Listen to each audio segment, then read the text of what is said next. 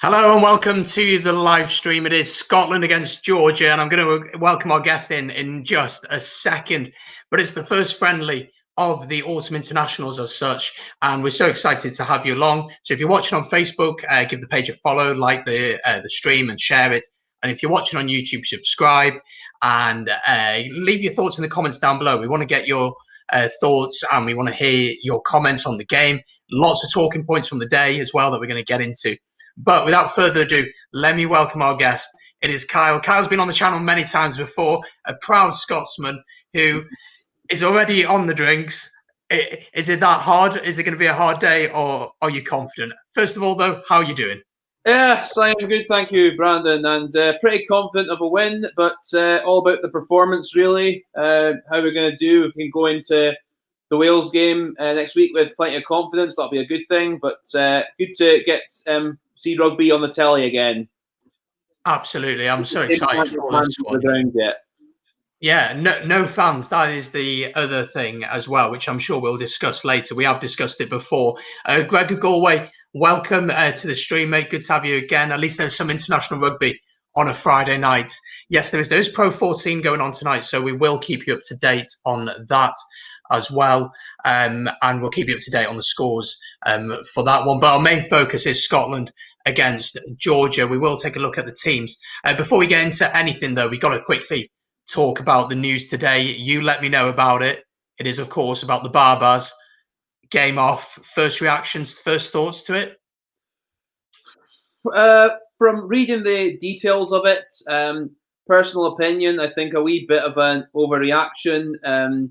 Maybe more could have been. It was 12 players who are believed to have gone out of their hotel bubble to go to a restaurant in London or something. I think more should have been looked into as to what their activity in the restaurant was. Were they socially distancing? And if they weren't doing anything illegal, what's the problem? But I also understand, like, you know, they're professional sportsmen. They're meant to set some sort of example for the rest of us. And it was a bit naive on their part, you have to say. But also, I just think maybe a bit. I don't know. They could have you know, tried to test the players, and there are ways now you can get results back pretty quickly before the players who went out. But just cancel the game outright like that, and in my opinion, is a wee bit of an overreaction. But in some ways, also understandable. Absolutely. Here we go, Joe Shep. Thank you very much, the Three Bod Rugby Group. We do a regular show, Welsh Rugby Roundup show on there. So as always, do check that out. Evening, gents. Hope you both well. Enjoy the game. Thank you so much, Joe. We will indeed. Great to have rugby back again. Just quickly on that Barbars game for me, I think it's a tough one. I do feel for Chris Robshaw, but he's one of the players who did break the rules, and he's now going off to the USA to play over in Major League Rugby. Shame for him, but again, you got to be a little bit more responsible. Let's take a look at the teams then. We have done a preview of this before, but we're going to quickly look at the teams. Let's take a look at the Scotland team.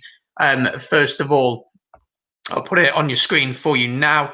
Starting with the backs, Kinghorn, Darcy Graham, Harris, Lang, Van der Merwe, Hastings and Ali Price as the backs, with the forwards then being starting at the front row with Rory Sutherland, Fraser Brown, who is captain of the side, Xander Fagerson, Ben Toulis, Scott Cummings, Jamie Ritchie as the vice-captain, Hamish Watson, who I think should potentially be starting at 7 for the Lions, but that's another debate, and Matt Fagerson at 8.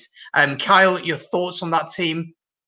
Well, I basically gave this in the preview. I would have maybe liked to seen a little bit more rotation in certain areas. I certainly think that so there wouldn't have been much harm in giving either Jamie Ritchie or Hamish Watson a bit of a breather and tried someone else in the back row, like a Blade Thompson maybe, but he's not even on the bench for this one.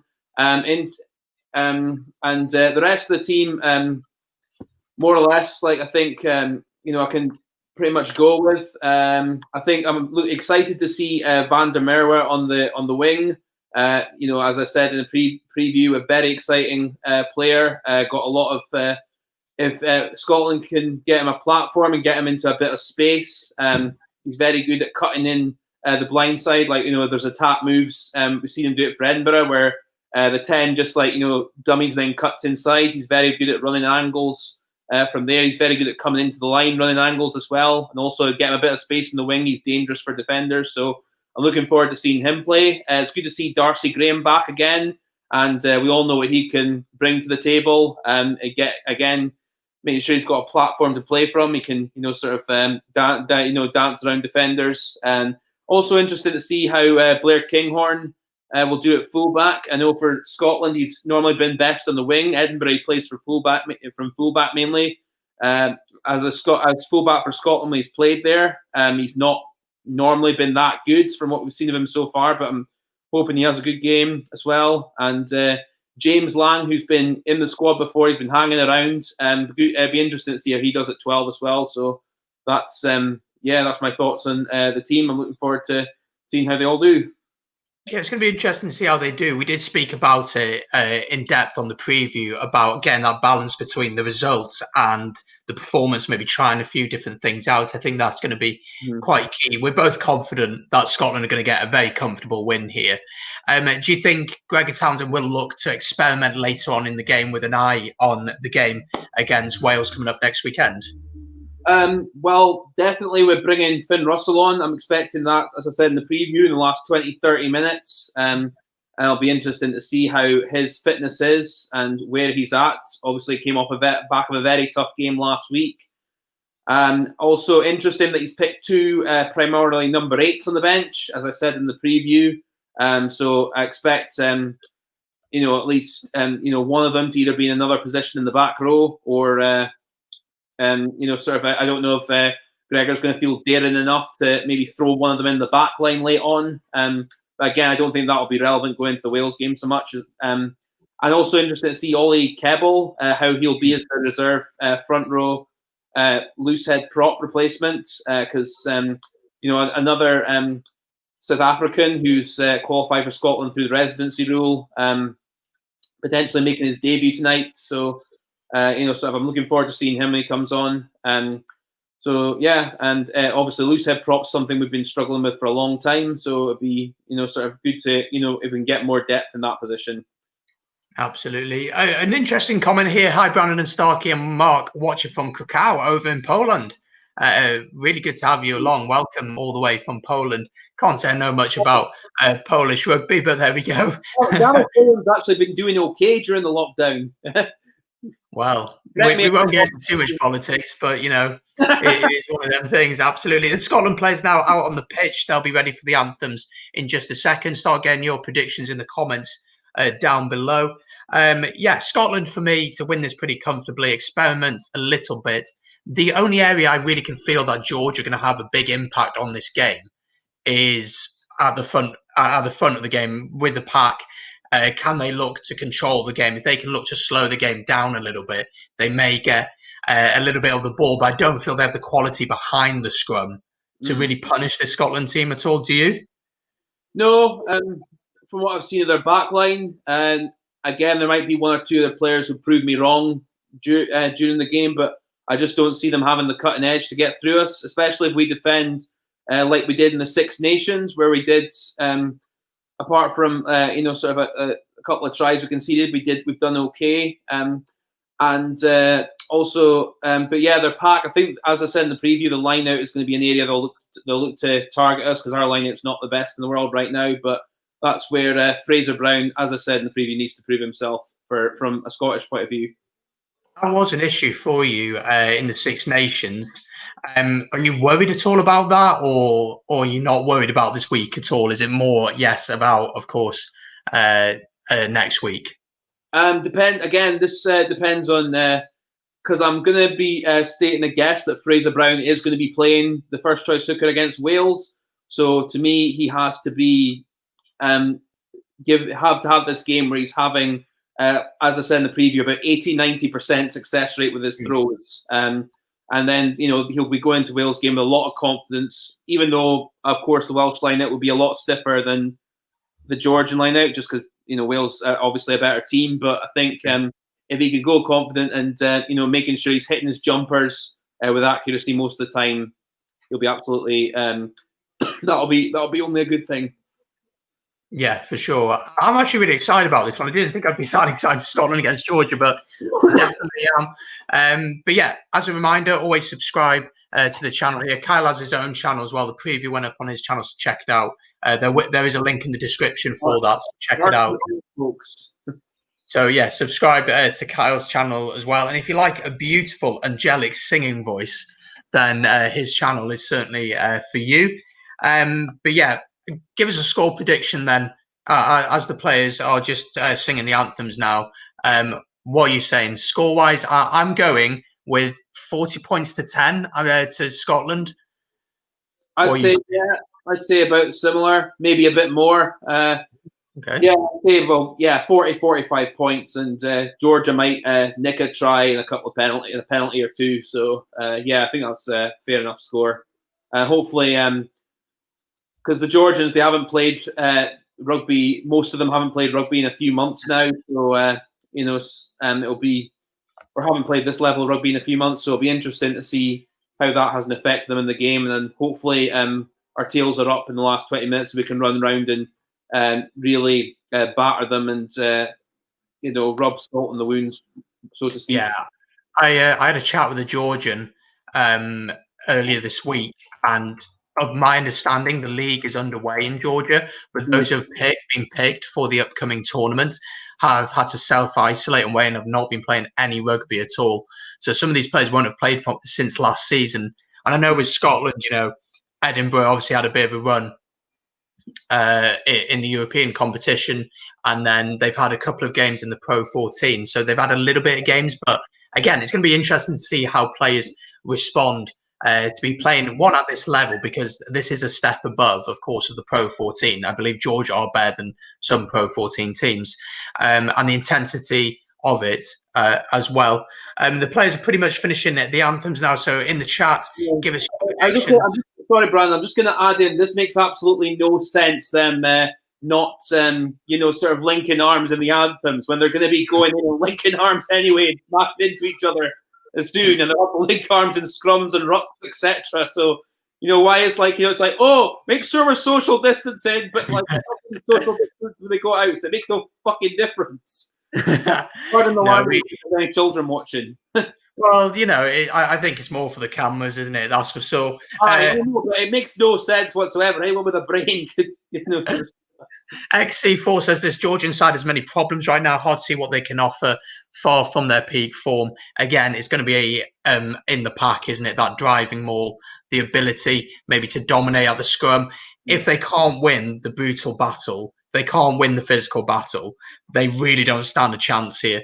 And so you'd expect Scotland to run away with it for sure.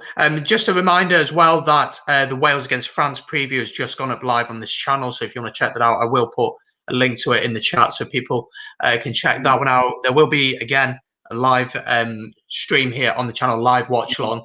Just to clarify, we're not showing the game. So anyone who's here thinking I'm going to put the game on for you, it's not happening, because Scottish Rugby might have something to say to me about that, and ITV as well. If you want to watch his on ITV, you can have it on the TV.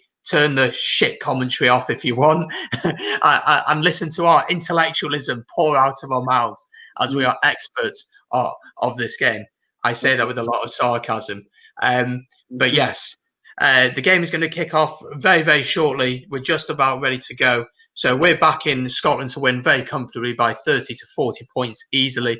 Get your predictions in the comments down below. I've seen with the Wales-France one. I didn't see the Wales team, but France have picked a pretty strong side from what I've seen. Oh, absolutely. The France team, I would say, is pretty much full strength. We can have a chat a bit more about that at half time for sure. But the Wales team, Well, there isn't really that many surprises. The only surprise I would say is Webb starting at 9, but he has started the Pro 14 quite well. Yeah, pardon me, Brandon. I haven't actually seen the Wales team. What is who's picked? Is it mostly full strength? I will get it up now. Let's have a look. Okay. Let's take a look at the Wales team. Here we go. It's deciding to come out. Okay, I'll put it on the screen now. There it is. Okay. Aye. Okay, so that's pretty much more or less full strength. Yeah, it's pretty much full strength. Apart from a hooker, I'd say. Although is Ken Owens injured just now? Or Ken Owens is injured, and he's likely to actually be out until after the Six Nations 2021. So it's a quite long-term injury for him. But we're ready to go. The kickoff is just about to go. I think this person has written this wrong, but I'm going to put the comment up. Hi guys, Georgia winner. I think it's meant to be guys, not gays. I think it's meant to be. I'd just like to clarify, nothing wrong with it, but I ain't gay. So, and I know Kyle isn't as well. But hi guys, Georgia winner. I'd like to see this, but my shower's free afterwards if you want. But, So the kickoff has just kicked off here, and it's Scotland going from right to left. But stay with us here. We'll have you covered. We'll cover the game for you, and any questions you got, anything you want to put in the chat, as always, feel free to. That's the way predictive text is going now. It's political correctness gone insane. The approval of the gays. We have to put them in our text. We can't have the term guys anymore. Scotland have started on the front foot here. Yeah. Very close, 5 meters out or so. Georgia spilling the ball from the kickoff. Thoughts on the scrum half debate at Scotland? Ali Price, happy with him starting at 9 for you? Yeah, mainly because he's been the first choice with Glasgow since the restart. I mean, there was the case for, as I say, George Horne in the Six Nations, but Ali Price has been going okay. So yeah, I think at the moment, but he needs to. I think there's still areas of this game he needs to improve on. He needs to step up in. But yeah, I'd stick with him for now. An early score here, you do feel could really, it could be a cricket score if Scotland can score early here and get a try. Yeah. Especially with the quality they can bring on. Scotland taking the penalty quickly here. 2 meters also. Ali Price digging for the ball. That's Darcy Graham just scored. Oh, yes, it is. Sorry, my bad. I don't know what's gone on there. I just did not notice it. Darcy Graham has scored here, taking the penalty quickly, throwing the dummy and crossing over. 2 minutes is taken. 2 minutes. Is this going to be a cricket score? Is this going to be a cricket score? Need to try and keep it up. So absolutely, Darcy Graham, really exciting winger. I think he's a fantastic player, Darcy Graham. Reminds me a little bit of Shane Williams. Just loves to about the defenders. Takes the penalty quickly, throws the dummy, sells the players, and crashes over in the corner. Connor Ball. The game is on ITV4, so if you live in the UK, you can watch that for free. And then Daniel Butler's very happy. Go Scotland. So Scotland starting on the front foot. 2 minutes in, Darcy Graham has scored here. 5-0 up, and yeah, well, this could be an interesting game for a few Georgian fans out there. Does this change the way the team will look to play that they've got this early try, do you think, or do you think they'll just keep going as they set out to go? More or less the same. I started, sort of putting pressure. Really, I mean, it's just a bit of quick thinking as well. So, it was good. Good smart play. So it was a fullback running across and 2 forwards inside, and he got Darcy Gray the pace and the low center of gravity he has. He's gonna always be one winner there. Yeah, and Hastings has added the 2 points to make it 7 points to nil. So 3.5 minutes gone, 7 points to nil. It's going to be a. Brandon, you're behind your coverage because I'm on 4 minutes now, and they've just kicked, and Georgia have just kicked the kickoff out. I may be, yeah. I'll reset the game here to try and get it up to speed. So, what channel is the match on? It is on ITV4 here in the UK. That's what we're watching it on here. So you can watch it via that, or you can keep us on one side if you can't get hold of it. Sky Sport 2 in New Zealand. I ain't in New Zealand, so I don't know. So reset here for the scrum because of the kick straight out on the full. It seems like Georgia may be a little bit nervous. Do you get that sense? That they may be a little bit nervous for this one? Well, yeah, they capitulated there. I don't know. They're just not looking as as sharp or as fit, really, which is kind of understandable since a lot of them are either second tier players by Georgia standards, or they haven't played in a wee while. A lot of them. So, but obviously the experts on Georgian rugby watching this just keep chipping in and saying how wrong we are. You're more than welcome. Well, that's the thing, we aren't experts on Georgian rugby. We only ever see Georgia play at World Cups, or if they get the occasional autumn test. So, we don't get to see them often enough. But I think this sparks an interesting debate now while the game's a little bit quieter about the idea of Georgia being part of the Six Nations. Talks about relegation promotion kind of thing going on with them because they've won their competition, which is the second level competition in Europe with the likes of Russia, Romania, I think Portugal, Spain and Germany playing it. I think they've won that for the past 10 years or so on the bounce.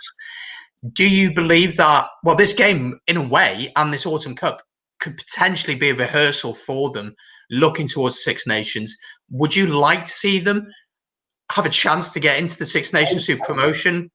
I'd like to see at the end of every Six Nations campaign a relegation promotion playoff between the league. Obviously, the Nations League, Georgia keep winning, and then whoever finishes bottom of the Six Nations, and see how that goes. And albeit, I can also see a counter argument with that right now. Anyway, long term, I think it'll be a good thing, but right now, it's likely to be just Italy and Georgia all the time, and then it will get to a point where I honestly can see it getting fatiguing for a lot of folk if it's just those two competing for the same spot. Because even though Italy, they're the worst of the bunch in the Six Nations, they're still better than the teams that are in the Nations League Georgia playing. So that's the likelihood it's going to be that for a number of years if the relegation promotion thing comes in. But I think Georgia have done enough to earn a fair opportunity to be given some sort of chance. I think this sparks a bigger debate about tier 2 nations. Do they get enough exposure to play against the likes of Wales, against the top tier nations, and can you develop them then?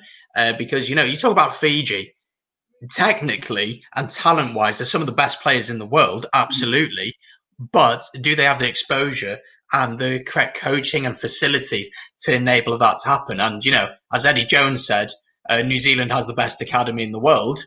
It's the Pacific nations. So, is the platform? Do you think the platform is there for?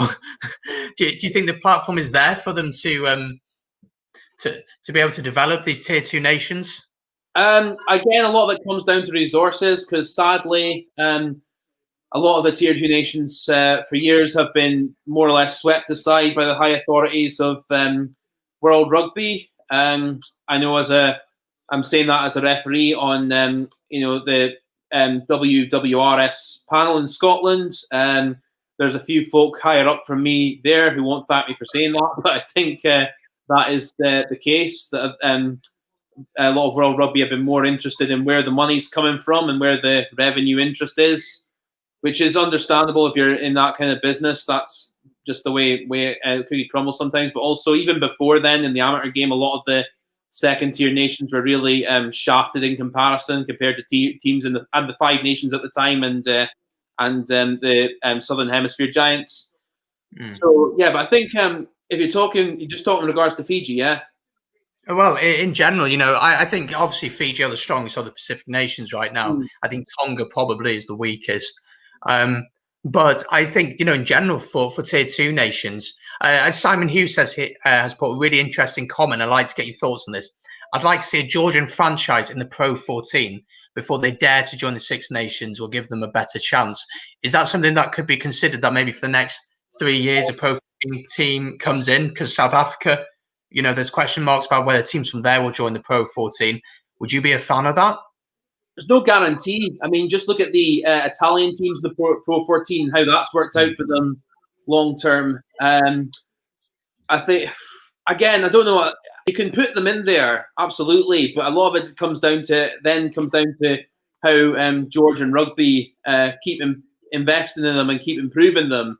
Because we've seen with, of course, the Italian teams how they did have they've had their moments, no doubt, but on the whole they've been poor since they've joined the Pro 14. So you could say there's a lot of that's that. I think I'd not be against Georgia joining the Pro 14 at all, but again after that it would come down to how Georgia move on from there. I'd say, but there's no guarantee of success and. Well, that's the thing. It isn't guaranteed success. You look at the likes of Zebra, and I mean, I did a preview for the Pro 14 this weekend, and they're just not good. That's the simple statement of it. And they lost against Cardiff Blues, 16 points to 6. Cardiff Blues got a guy sent off in the 30th minute, I believe it was. Yeah. And they just did not look like scoring at all. Treviso, though, have impressed me in stages. And this season, although they've lost their opening 2 games, they've generally pushed Ulster and Leinster quite close.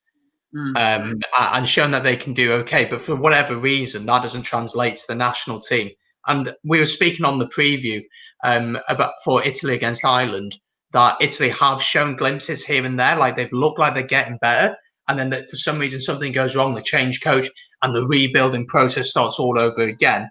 With Italy playing Ireland tomorrow, what do you feel Italy actually add to the Six Nations? Do you feel like they add anything at all? I think they did up until about 2014, 2015, where, albeit a lot of them, for years they had a reliance on Sergio Parise. I don't want to go as far as calling them a one-man team, but more a one-man influenced team, I think is a better word to use.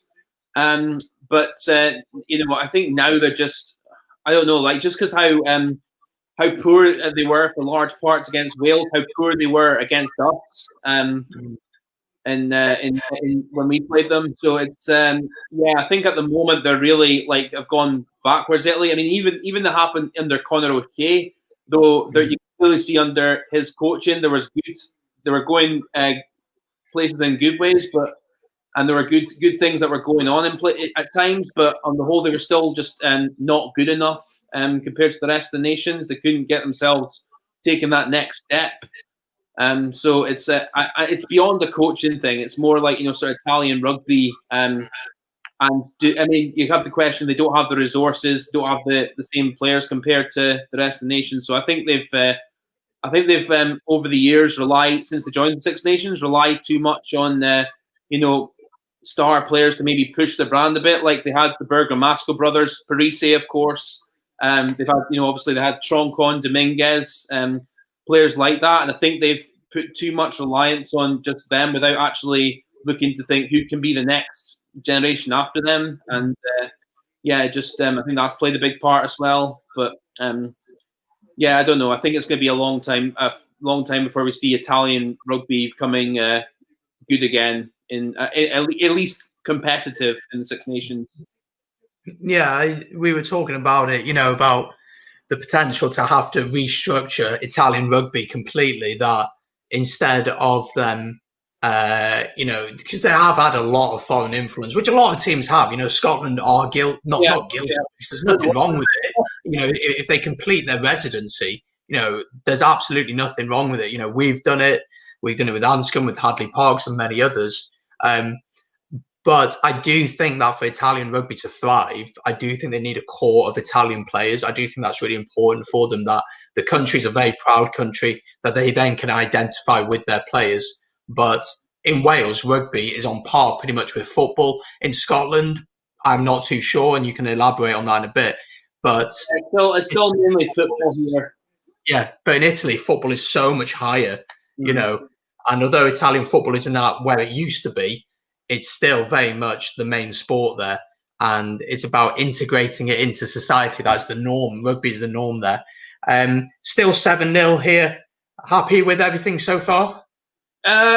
We've lost our discipline a bit so far. Not doing the basics so well since the try. I think we've just given a short Georgia chance. Or was that in the? Yeah. Oh, pardon me. Sorry, I missed that. No, was that our penalty there? I think so. Yeah, I think it was a Georgian player in the side of them there. So that's. Yeah. But I mean, no. I was hoping we could put the pressure on, but a few wee silly errors. Hold it back a wee bit. I think again, it's about rustiness, isn't it? None of these teams have played together for a long time. Again, as we said, Georgia, the guys who are playing this game won't have played rugby for a long time. Scotland, Edinburgh, Glasgow would have played a little bit. Of course, the big absentees, Stuart Hogg and one of the Gray brothers. Remind me which one it is because I got it wrong in the preview. He's playing for Exeter. Both Gray brothers are looking for this one, So the one who's playing for Exeter, I can't remember which one it is. For Exeter, Richie's back at Glasgow. Yeah, so Johnny Gray and Stuart Hogg are unavailable because they're playing this weekend against Wasps, which look potentially like it might not even happen because I think it's 11 confirmed cases for Wasps. I'm not sure it would happen or. Well, I think it was 11 confirmed cases, and then the game has been confirmed that it's going ahead, which is important for rugby, I think. But yeah, very, very worrying that, I'd say. Yeah. Well, I hope it does go ahead, but we'll see what happens. I mean, it has been confirmed to go ahead. All right. I mean, if it's all Wasps players that have been, I think that's going to have a detrimental effect on them for that match. Well, you have to be honest. Exeter were favourites anyway. Scotland coming forward here, and they've lost the ball. You're behind. Yeah, I know. Speed up your telly or whatever you're watching it on.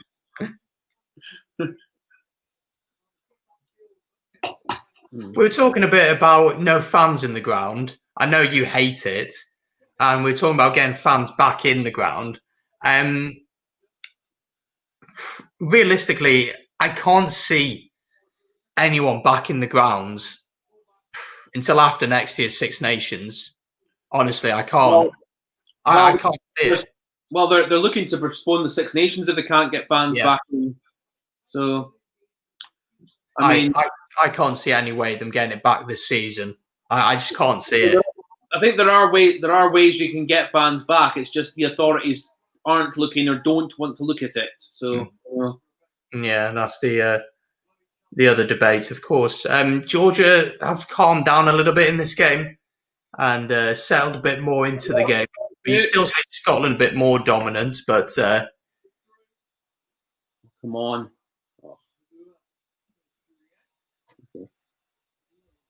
Down in Georgia's 22.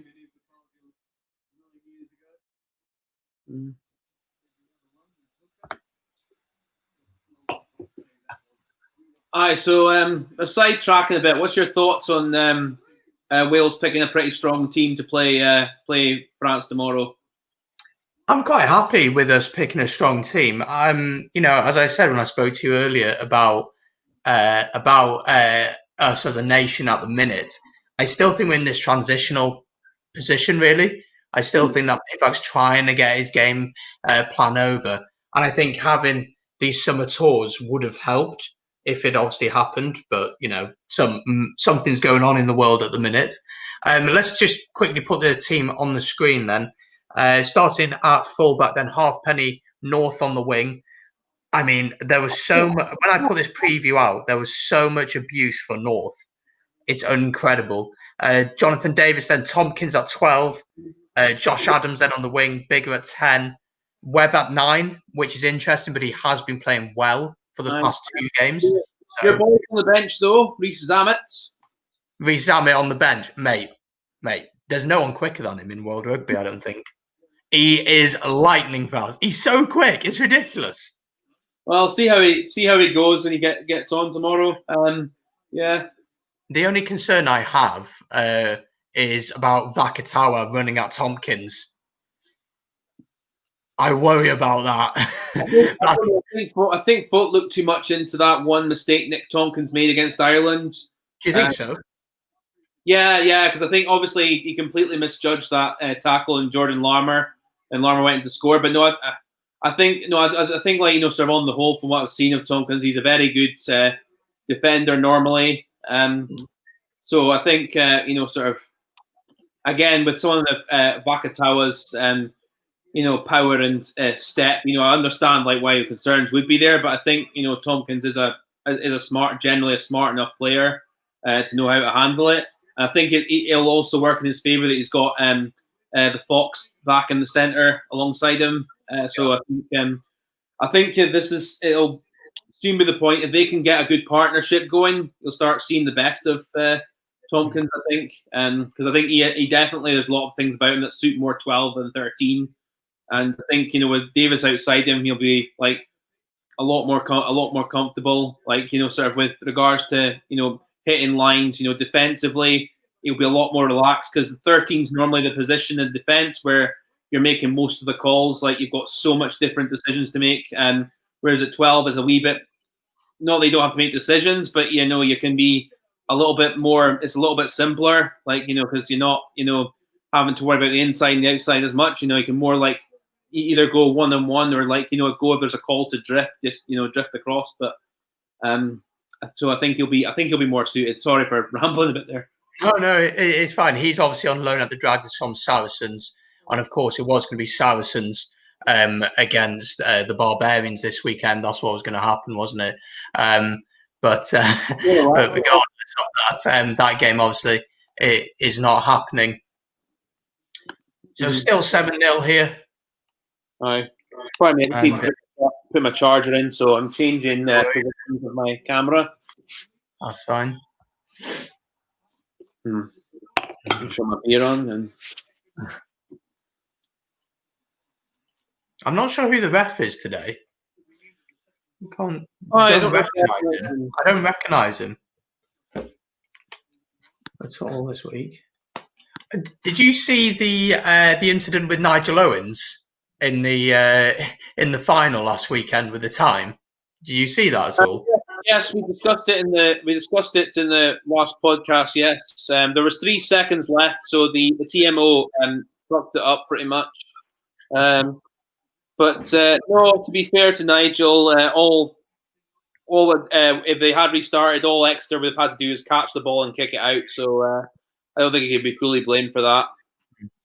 I think Nigel Owens actually dealt with it quite well, but I just think that the communication, he was like, I think the TMO said, I think this is what happened. He's like, no, I need to know what's happened.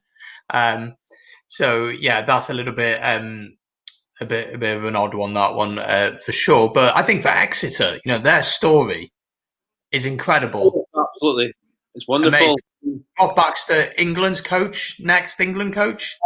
I think he's definitely front runner after 2023. Again, though, must stress a lot can change in 2-3 years because everyone making out like he's a genius now. What if Exeter go in a bad run around that time? He'll be, then he won't be talked about as much. But I think you just have to look at the long-term work he's done at Exeter. It's absolutely excellent. He takes them up from the championship, he raises them up, and now they're European champions. I mean, it's absolutely, sort of phenomenal work he's done, and the players he's improved that have gone to that club, the players he's brought through at that club, and the players the stature of players he's managed to attract along the way as well. I think he's just, it's just absolutely unbelievable the work he's done. For sure. Scotland have quite a few errors popping into your game at the minute. Too many from their life. Would you say it's a bit frustrating at the minute? Do they just need to calm down and be patient? Do you think they're trying to rush things a little bit too much? A wee bit, but yeah, just I mean, we're doing okay actually, but at the lineouts and the scrum so far. But yeah, it's just little things that are letting us down. which is a bit annoying. I mean, I understand like why they're looking to give the ball a bit more air because it's Georgia, but I think just a wee bit more patience is needed.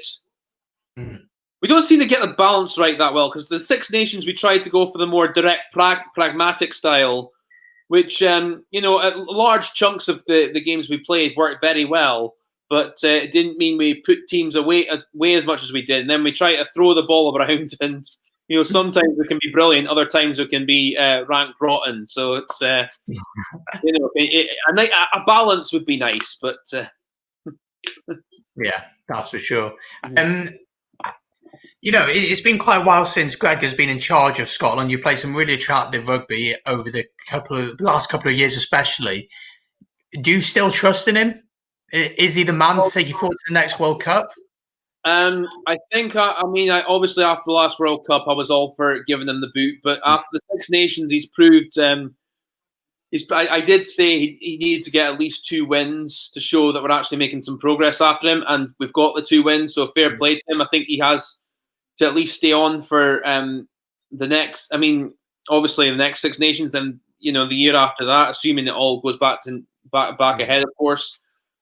So no, I think. But also, what's impressed me is there's a lot of things about our games we did seem to be learning from the World Cup, and that we're being a bit more disciplined with our game plan, and that a lot of our drawbacks were for the most part down to individual errors more than anything much to do with coaching. So no, I think he's this Six Nations he's done enough to prove that he should be at least there for a couple of more years. But again, we'll see where the next 2 Six Nations takes us. Yeah, we will do. And I think to kind of get rid of him now would be a bit stupid because obviously you know a cycle of a World Cup cycle, and usually coaches do have that 4 years, especially when they come in for the first time to mold their players. I'm just going to say there's probably a few folk who will look through my backlog of Facebook comments and YouTube videos and just be like, "Oh, you're so fickle! You were calling him a go there." And it's like but also look at the bigger picture. I did say that if he didn't win 2 games in the Six Nations, then he should go. He's won his 2 games, so he can, and I'm seeing improvement, so he can keep his place. So there you go. Indeed, it is. I'm consistent there. I try to be as consistent as I possibly can. And at the end of the day, we're all fans. We all have opinions. Yes. And Scotland have scored here. It is a try for Scotland. Kyle, speak us through it. Talk us through this one.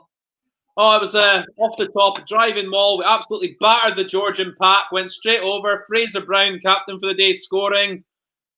He's having a great game so far, so well-deserved try with him. Absolutely. Looking at it, watching. It's simple trailer move. It's a bit of an odd one, this one, because you'd expect Georgia's pack to be extremely strong. That'll give them a lot of confidence, won't it, to know that they can really dominate this game. And also, again, the second try, 26 minutes in or so, that's going to give them a lot of confidence, isn't it? Yeah. I don't know about because I still think we're better than the Georgian pack. I can get your case. Maybe you maybe think the Georgians could have been a bit more competitive there because they didn't. They sort of rolled over a bit. They didn't seem to have the strength to stop our maul there. And there didn't seem to be anyone who was really looking to sack it at source. So it's no, I'm happy enough with that try. Do you think Fraser Brown obviously is captain for the day today, his 4th try for Scotland? Do you think that Gregor will give the captaincy straight back to Hogg when he comes back? Is that the plan? It will be. No, Hogg will be the captain for the game against Wales. I've no doubt about that. Brown's doing okay so far, but yeah. Are you a fan of him as a captain? What, Stuart Hogg? Yeah. I think he's a better. He's better when he's not captain. He's better playing at fullback. But I mean, a couple of obviously colossal errors. Apart from a couple of colossal errors in the Six Nations, which we don't need to go over again. So I think he's. Kyle, I don't remember what happened. Tell me about it. Yes, as I was saying, no, I think apart from that, he's done okay. I think in the game against Italy, where both sides were playing absolutely terrible rugby, he did bring a bit of spark when he scored the try he did, and against France. He had an excellent game as well. You know, he was actually he seemed a lot more relaxed in that game. He was actually playing his game.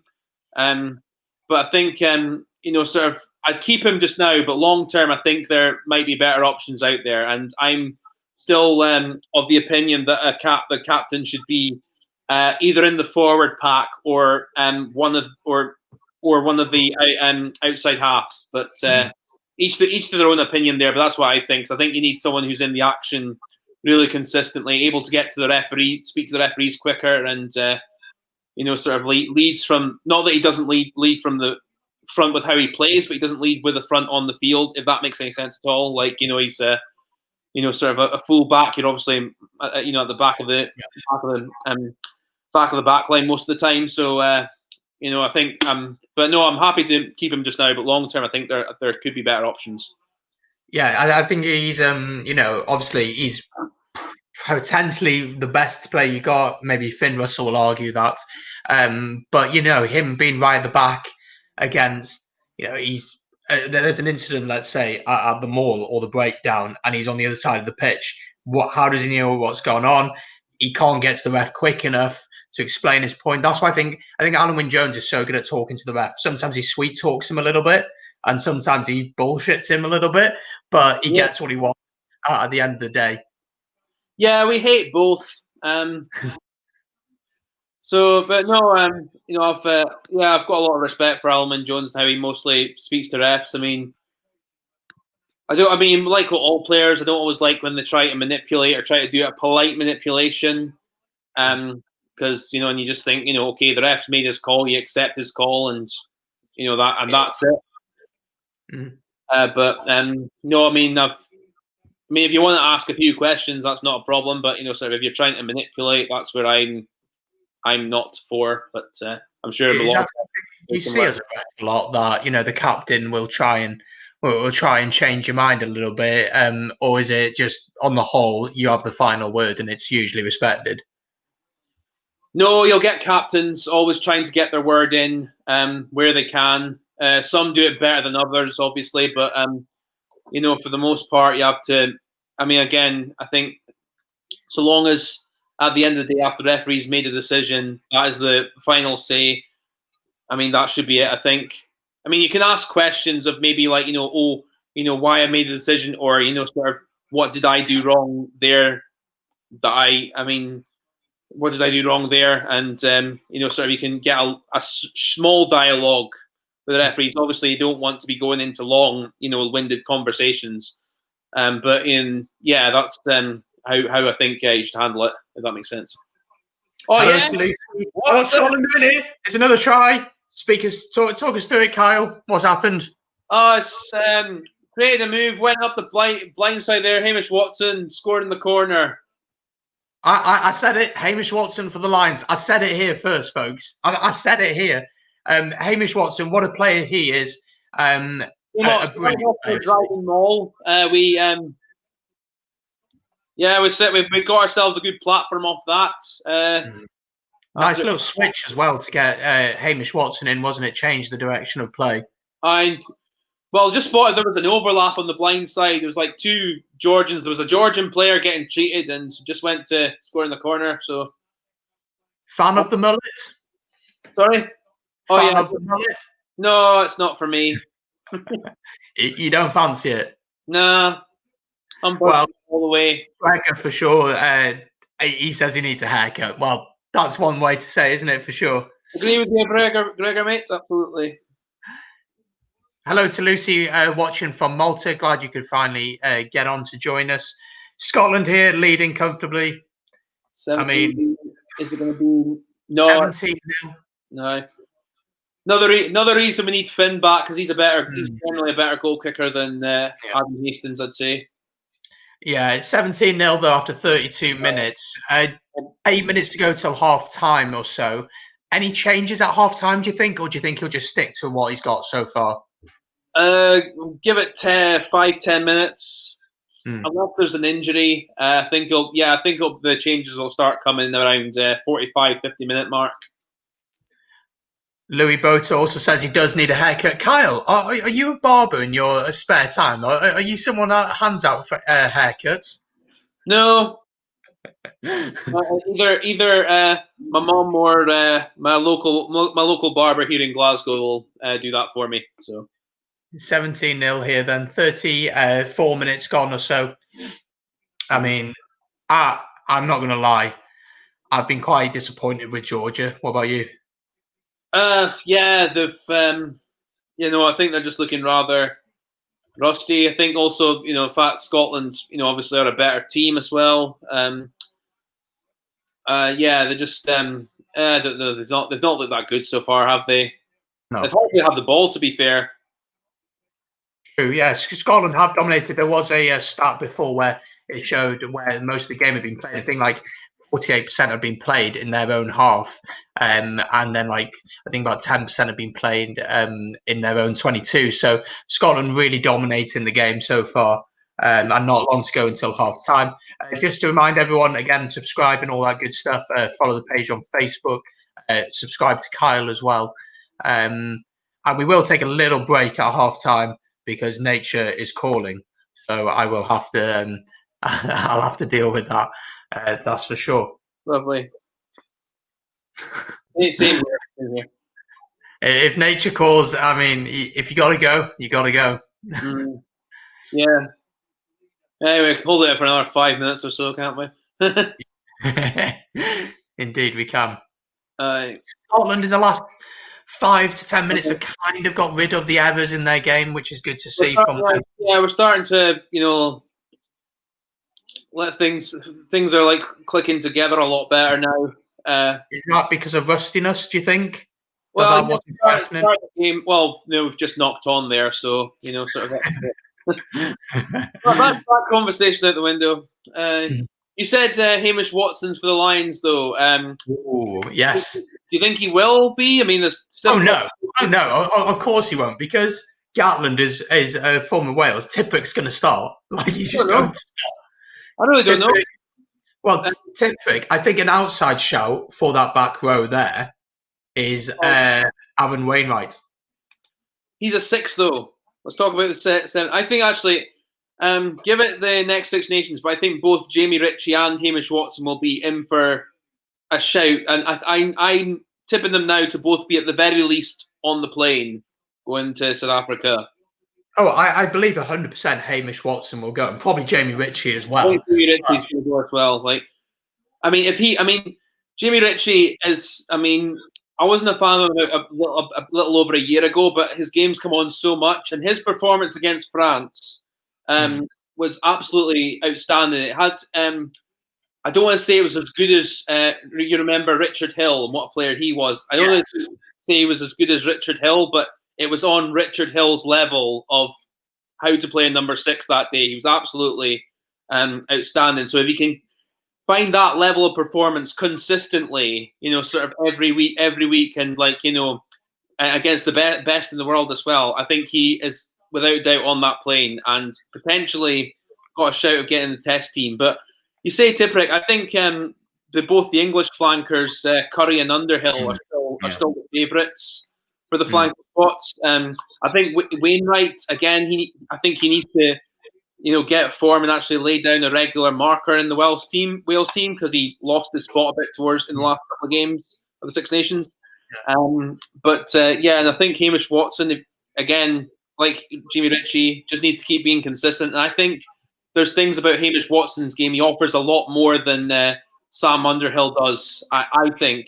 I'll get a few English folk agreeing with me, but I think Underhill is, you kind of know what he's going to do. Obviously, he's going to be very physical with how he plays, and technically he's an excellent player as well. But I think there's things that Hamish Watson does, both around the field and in the tighter, dirtier areas of the pitch that just I think could make him stand out. I mean, his ability on the ball, the fact he's not the biggest 7 as well, he can be a lot more agile. He can sort of get in and out players a lot better than someone like Underhill would. So I think he'd offer against the physical pack of, no doubt, the South African pack's going to be. I think Watson offers them a different look in from 7 to the rest of the 7s available, I say. Definitely. A little comment here from Greg, quite an interesting one. Teams who play them in the Nations Cup will be watching this, and he's talking about Georgia. We've already spoken a little bit about them. Not that impressed, to be totally honest. Jonathan Davis here, watching from Costa Rica. It's all right for some people, isn't it? Living over in Costa Rica. It's all right for them. We've actually got people from across the world watching this evening. Louis Bota watching from South Africa. We've got people watching from all over the world. Leinster are currently winning 14 points to 3. We'll run through those scores at half time, which is literally a couple of minutes away from that one happening. Greg are coming through there, 21 points to 3. We'll have a look at them in just a second. But a very, very strong first half on the whole from Scotland. Second half, do you think you're going to run away with it? We've even got someone from India. We made it. We made it. There you go. But what do you think about the second half? Do you think it's just about getting some people on the pitch and running away with the game, or will Townsend be like, right, we need to take some players off, keep them fresh for Wales next weekend? I think. Again, there are 5-10 minutes of mostly the same team. I think, again, just looking to run away with it, really, I'd say. Try and get better continuity more consistently, because we've been quite rusty so far, to be honest. So I think, that would be fine. It looks like Matt Bakerson's going off. It does, doesn't it? That'll be a blow. I think it's Nick Haining, or is it? Oh, no, it's Cornell Dupree's going on. Indeed. So a change for Scotland here, an injury concern. Hopefully it's nothing too serious. Let's hope so. Ol's upload says, unfortunately, Hastings isn't doing well. I think generally in the game he's been okay. I just think it's his kicking game which hasn't been that good today. Poor kicking, yeah.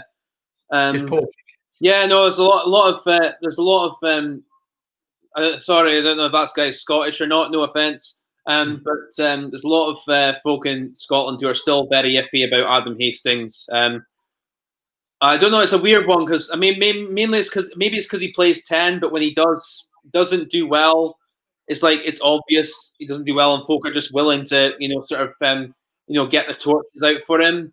I can tell sort of every game he plays, he puts a lot of effort in. He tries very hard. Defensively, he's normally okay as well, but sometimes his the consistency of his distribution and sometimes his control at 10, his vision for game awareness sometimes isn't always. It's still got to improve, and his goal kicking, as we've seen today, there's some games he has where his goal kicking is just shocking. There's other games where he's really solid, so that he needs to consistently be nailing. Like I said with Fraser Brown, the line out. I mean, for international standard goal kicker, you need to be at least nailing 80-90% of your goal kicks every game. So that's something in terms of consistency he needs to improve on. So I think Finn Russell's still definitely the first choice 10, but Adam Hastings he's getting better, but he's still got a lot to learn. Do you feel like he lives in the shadow of his dad and uncle a little bit, in Gavin Hastings and Scott Hastings' shadow? Do you think that's an issue for him?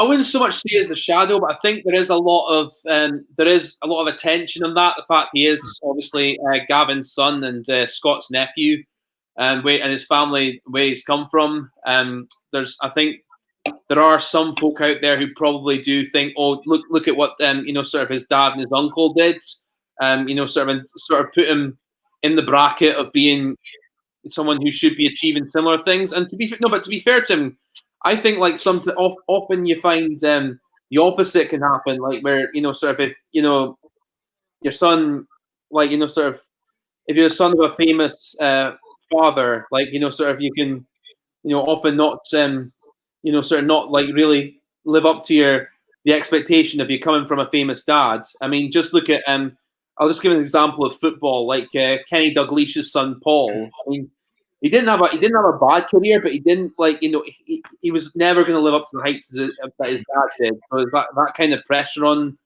them, I don't think is always a good thing. But to be fair to Adam, from what he's doing so far, he's doing all right. He's still got a lot. He's still young. He's still got a lot to learn. But I think like considering what all I've said, he's doing all right so far. He definitely is. It's about half time here. Well, hopefully one more try coming. One more try to finish it off. Fingers crossed. Let's see. Well, we're doing well in the mall, though. We're really battering them. Yeah, I've been impressed by that. I've really been impressed by that. Well, we're getting our backs in. That's helpful, and going off the rails a wee bit there.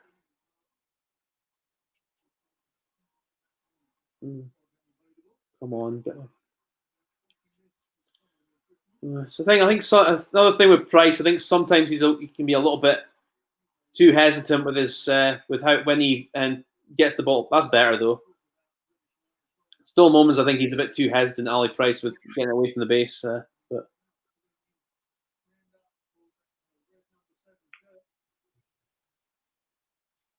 I'd just be like kicking off at this point. I'd have had enough.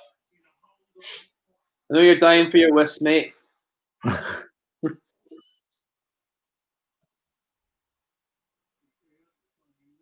I've been holding this for far too long. Go on, kick it off! Get it off! Oh, you don't need the shredder. No, okay, that's it. There we go. Half time it is then. Okay.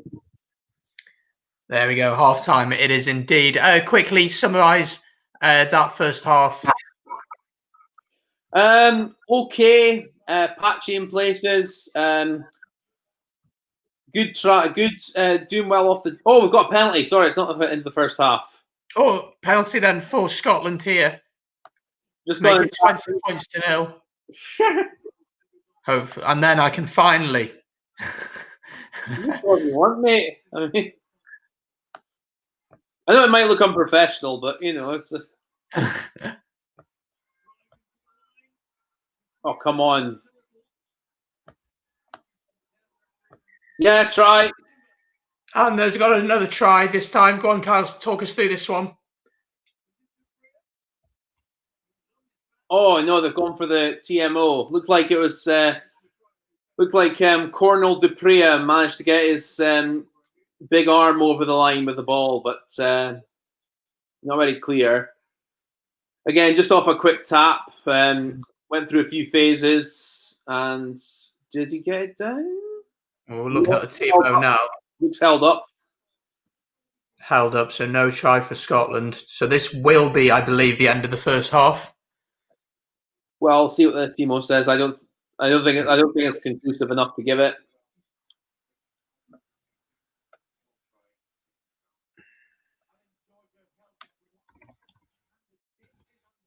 Yeah, I think that's held up. That'll be the end of the first half. Let's do it.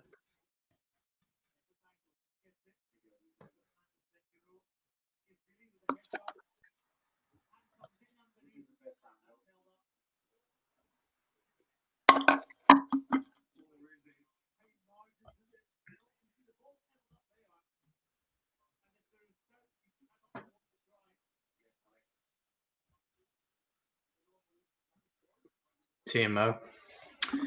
I love the TMO, but VAR in football is something else, isn't it? Oh, it's working a treat, isn't it?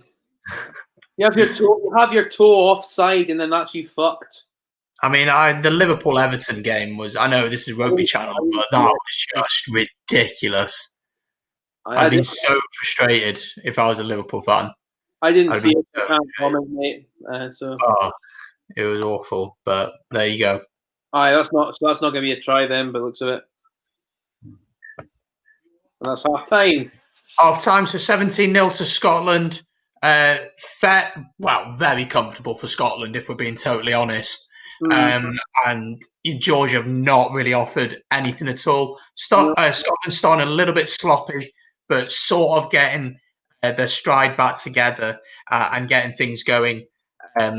So, yeah, we're going to take a very short break here, 2 to 5 minutes. So if you're watching along, you want to run and grab some snacks or anything like that, this is your opportunity to absolutely do that.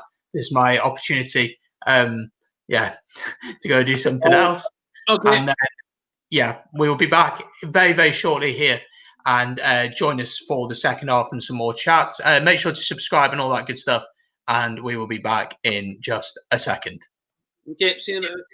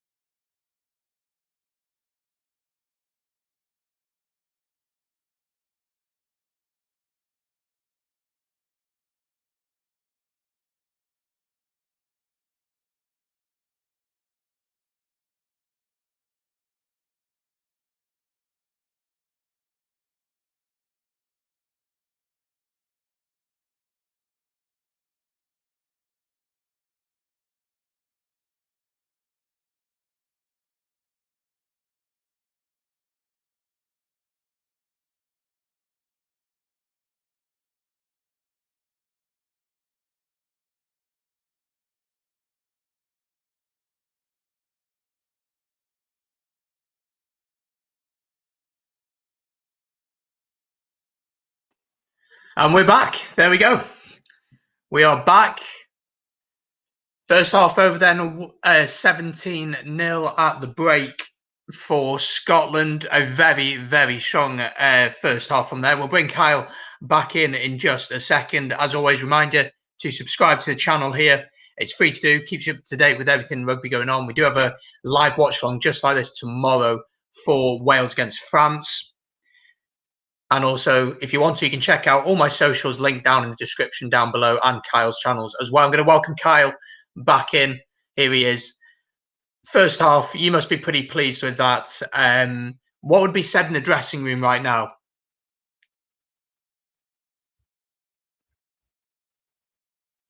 Oh, Kyle's not talking. We can't hear you. Fortunately, I cannot hear you, mate.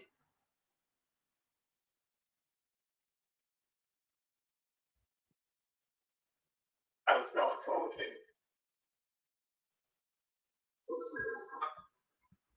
No, I can't hear you at all. No. Let me remove you, and if you try and join back in, and then hopefully we'll be able to hear you, okay?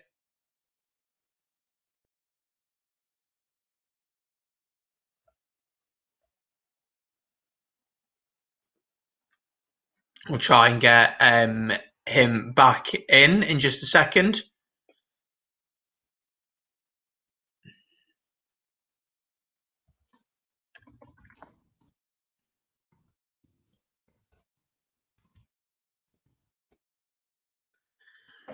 The first half is done.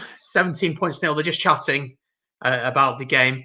Put your thoughts in the comments down below on that first half. What do you think of that one? Let us know what you think of the game so far. Don't forget as well, I will put a link in the chat in just a second. For the Wales preview that I did earlier on with Frian, we are the Welsh Rugby Roundup show, and we round up Welsh Rugby once a month. So we've done a preview for this game specifically together. I'll put a link to that in the chat in just a second. We are going to try and get Kyle back in on here, and hopefully we'll be able to hear him. Technical issues are playing up a little bit, but there we go. Get your thoughts in the chat on what you think. Let's try Kyle again. Kyle, can you hear us, and can we hear you? We still cannot hear you. Okay. I haven't muted you, so let me have a look.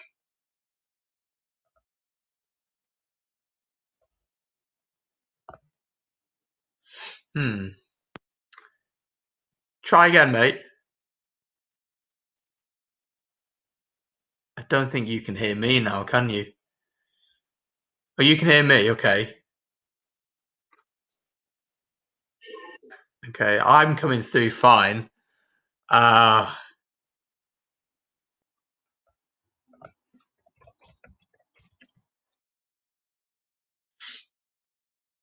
going to try and get Kyle back in just a second. Sorry about those issues. Gregor always says, good first half. Scotland look good. Georgia needs to improve. Absolutely, they do. Very, very disappointing from Georgia. Not offered anything at all, in my opinion. Very, very disappointing from their point of view. Let me put that link to the Wales preview in the chat right now so you can check it out for you if you'd like to do that, because it is now half time, of course. There you go. That's the link in there for you guys to go check it out. That is the link for the Wales against France preview, which is happening tomorrow live watch along here on the channel. So do join in with that one. Make sure to be subscribed. I cannot ask enough. We have passed 700 subscribers for the past 2 days. So that's really, really appreciated. I know a lot of you, people such as Old Uploads, has been here from the very beginning, really. Gregor, you've been here since the very beginning as well. So if you have been, it's really appreciated. The second half will be coming up in just a second. I'm going to try and get Kyle back in third time. Lucky, let's have a see if we can hear him. We still cannot hear him. I have no idea why. 8 o'clock UK time. That's right. That is the time for tomorrow. I have no idea why we cannot hear Kyle at the minute.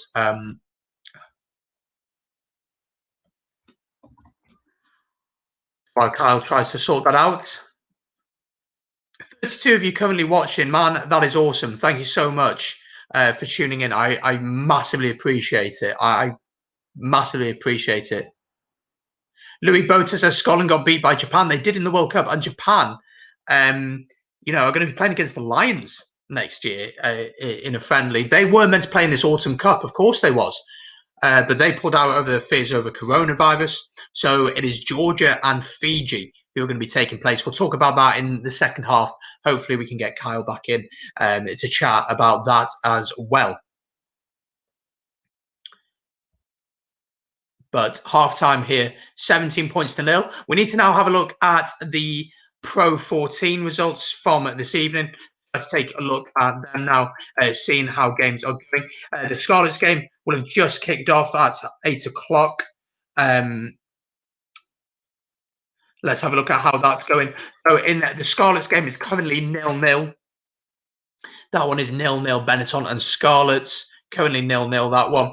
And then, of course, we have Leinster, who are leading against Zebra, 28 points to 3. Ben Sheehan, on his debut, Carney and O'Brien have scored tries, with Byrne getting all the conversions and Pachetto getting a penalty for Zebra. So Leinster leading that one, 28 points to 3. And then Zebra are behind in that one. And of course, Scarlets against Benetton is still 0-0. If you'd like to see a preview for the Pro 14, I'm throwing a lot of videos at you here at half time, but I will put it in the chat once again if you'd like to check that out. Although international rugby is going on, Pro 14 is still very much alive and kicking, and so that is happening at the minute.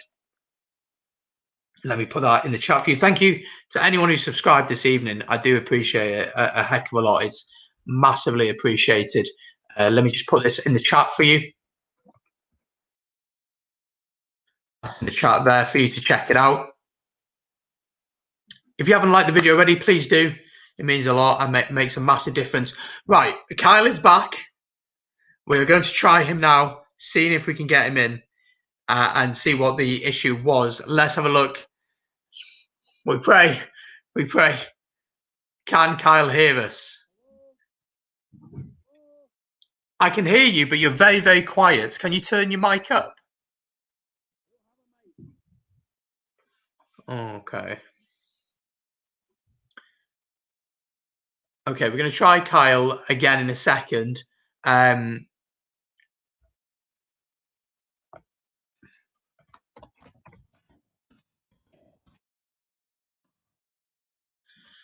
going to see if we can get him in properly in just a second.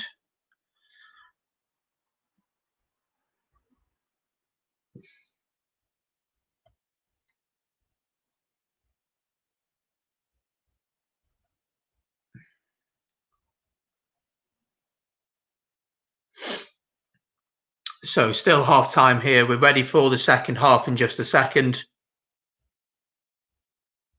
Let's see. Let's see if we can hear Kyle. Is that any better? Nothing at all.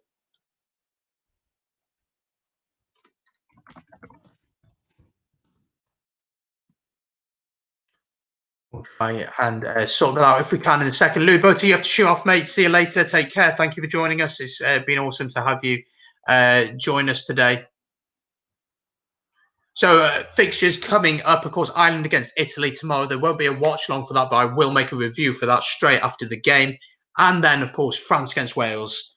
Friendly for that one. We'll take a look at both teams in just a second before the second half gets kicked off and have a look at them. We have looked a little bit at the Wales team, but we'll take a look at the France team as well, which is an extremely strong team that they've decided to put out for this one.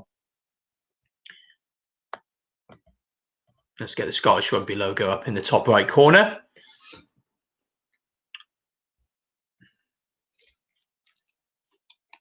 What's everyone drinking tonight? What's everyone eating? Let me know. What snacks have you got? What drinks have you got?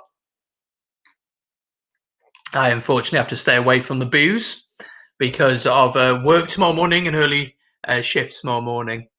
But it's not a long one. It's not too bad a shift at all.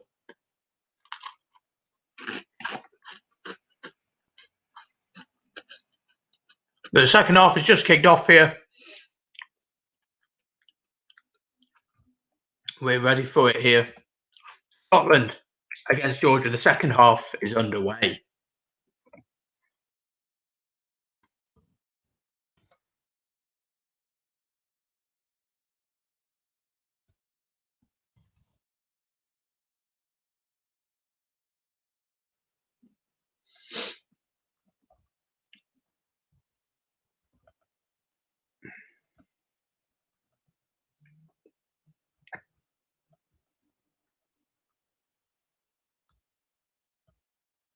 Oh, Walker's cheese and onion, Bulmer's red berry. Sounds lovely, Lucy. That sounds absolutely delightful. Second half is about to start. That's correct, Gregor. Gregor, what snacks have you got tonight, mate? I want to know. I'm intrigued to know what an Ulster fan wants to eat while watching Scotland. That could certainly be an interesting one. The second half is underway here, though.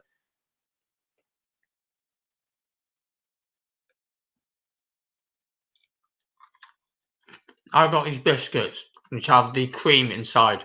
Oh, and the ginger. Oh, amazing. So good. And I've got my bottle of juice, which I always keep handy. And I've got the most underrated biscuits in the world, Ritz. I mean, I'm giving free advertising out here, but these stuff are insane.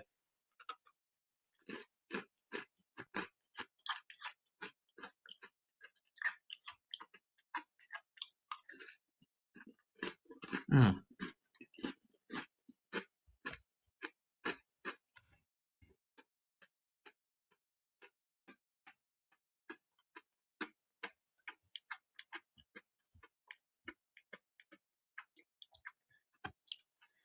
I think the big question, of course, is for the second half is, of course, about when Finn Russell's going to come on. We got quite a few comments to go through. Let's have a look. Misty Waters having a couple of hit hobgoblins myself. Enjoy that one. Hello from Georgia. Welcome. Not been the best first half for you, but hopefully in the second half it will liven up a little bit. Rugby fans, come visit Costa Rica. Special deals for Welsh fans. Well, I'm on my way. Once this COVID thing's over, I'm on my way because I'm Welsh and I'm a Welsh fan. Dowie Snyman, it is 17-0 to Scotland. The second half has just kicked off. Summary, really, of the first half, you'd have to say, is Georgia have not offered anything. Scotland started pretty sloppy, but in the second half, sorry, not the second half, in the next part of the first half, they really started to pick up momentum, started to play a little bit better, and we point Georgia to the sword, really. So 17-0 at the minute. Yes, it is. And to be honest, Scotland have absolutely dominated this one. And the difficult thing for this one, you'd have to feel, is this much of a test ahead of Wales? Yes, I cannot show the game. Thank you, Gregor, for pointing that out. I can't show the game because, obviously, of a certain few issues. But you can watch it live on ITV4 if you'd like to. So we're going to try Kyle once again. We're going to try and get him in.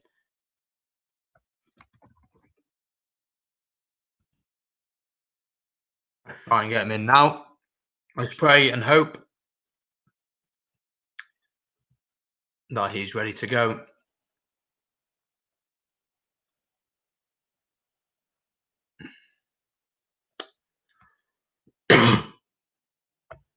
Right, we got Kyle back in the building here, looking very professional. 1 2 1 2. Oh, they've done it! He's back in the building. He's back. He's back. We've got him back. Hi. Right, can you hear me okay? Absolutely. Absolutely. Because that's a pain in the ass. I have no idea why my computer decided just to stop working with its microphones, etc. So, you know. We can hear you loud and clear. Excellent. We can hear you loud and clear. Aye, because I can't really hear myself very well. So, Misty Waters, he's back. He is back indeed. He's back. Absolutely is. Had to get my mic kit out. Oh my gosh, we've actually just lost him. I actually can't believe it. Fucking hell. We've actually just lost him. I have no idea what's happened. We've lost him. We can't hear you.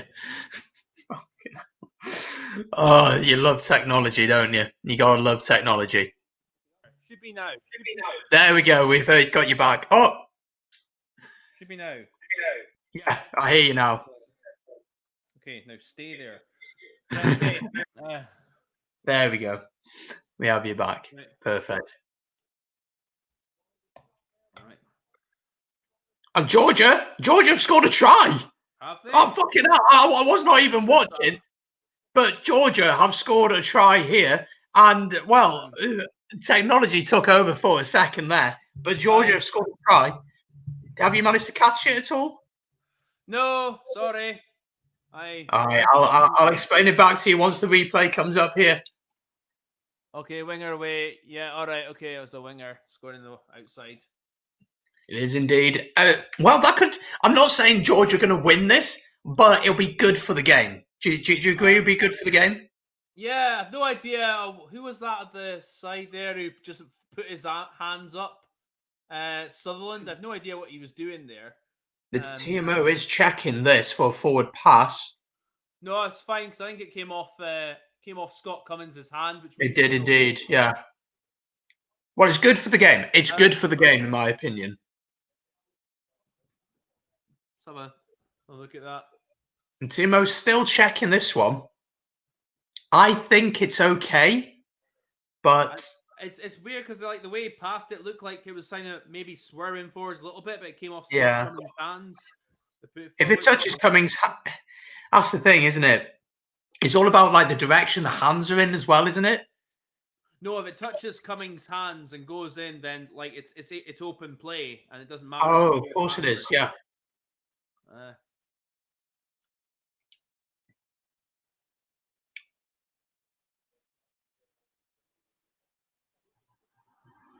Okay, so I think I think that was a fair try there. Yeah, try for Georgia then here, and an opportunity for them to get the conversion. 5 points to 17. Then we didn't expect this first half, the second half to start this way, but it is a try given to Georgia there. Mm-hmm. Well, I mean, as I said, I'm not saying Georgia are going to win this, obviously, but I do think it's good for the game. I do think that Georgia have shown they can do it a little bit, at least. But you still expect Scotland to comfortably run away with this one, wouldn't you? Yeah, not a great start to the second half, though. Again, I don't know what Rory Sutherland was doing there. Just seemed to put his hands up and was in no man's land. But no, fair play to Georgia. They saw there was only forwards on the short side, and they took advantage of that. Absolutely. Although it's a weakness of Van der Meer was his defensive positioning at times on the wing can be questioned. So, I mean, I think that's an area he's got to improve on a lot, I think. Yeah, definitely. We are going to have a chat in a bit about the Autumn's Nations Cup, which is coming up. That was I said up about 10 times then. We are going to have a chat about that in a little bit. But not the best start, of course, for Scotland there, but you still expect them to comfortably go on and win this one. Of course, the likes of Finn Russell on the bench, who I was chatting with with another Scottish rugby fan this week and saying he's probably the best attacking fly half in the world right now. Would you agree? He's up there, yes. Just a question of making sure he has a pack who can give him a good platform as well. But I think he's definitely up there. Definitely up there. Yeah, absolutely. It's like I look at someone like Bowden Barrett, and I think he's wasted at fullback. I think he'd be so much better at fly half. I know the Barrett and Moanga thing does work, but I think I just think he's such a quality player in that 10. He can just dictate the game a lot more. Yeah, but it's just his goal kicking at times still can sometimes be desired. But no, rugby as an attacking 10, Barrett, running as a running 10, he's one of the best. So. Yeah, definitely is. There was a high tackle just earlier there on Fraser Brown, but he seems okay. Let's talk a little bit about the Autumn Nations Cup, which is on the horizon, starting on the 13th of next month. So, we have these friendly games, and we have the end of the Six Nations, and then we're pretty much straight into this. Group A is the toughest group. You got the likes of England, Ireland, and Wales in there, along with Georgia. And on tonight's performance, poor Georgia, you'd have to say. And then in Group B, you got Fiji, France, Italy, and Scotland as well in the group. That group you'd be looking to get out of, wouldn't you, for sure? Yes, absolutely. I can see us winning at least 2 of the 3 games we have to play. France obviously will be a tough one, but need to. I don't know. I'm struggling to really get. Oh, is there a try here? Short. I know I'm struggling to get really enthusiastic for it for some reason, just because I don't know. Just no fans. Is that the thing? Do you think? Partly, and partly just like, again, maybe because I'm a bit of a traditionalist, I prefer the autumn internationals as they are, and Yeah. I just kind of think like, okay, what's what's the point of this? But everyone's entitled to their opinion, I suppose. Yeah, they are. So Scotland's fixtures look like this. They have Italy first up, then away from home, that is, and then they have France at home, then Fiji at home. So definitely beat Italy. Hopefully get some momentum to play France. But Fiji have shown over the past couple of years that they can perform. They're being the likes of France, of course. Oh, try. Oh It is no, a try. no, Oh, is he sure? no. He messed up with his hands there, or someone ripped it out of his hands. I didn't actually see what happened. Let's have a look at the replay.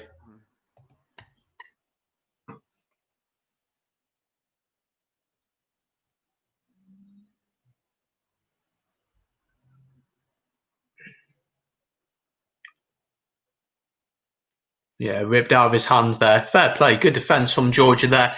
Misty Waters says, so good to have Test Rugby back, which it is good to have it back even without fans. I mean, we've done a full podcast on that, on chatting about whether we're going to get fans back or not. I really miss the anthems without the fans. Well, I'm quite interested to see how we deal without fans because we rely so heavily on our fans. That is something that we really do rely heavily on. When we beat England 30 points to 3, I mean, I've never seen an atmosphere like that in my life. And yeah, it was quite incredible, that one. What do you think about Murrayfield? Are you a fan of Murrayfield as a rugby venue? Do you think it's a good place to watch rugby? Yeah, absolutely. Yeah, Good atmosphere.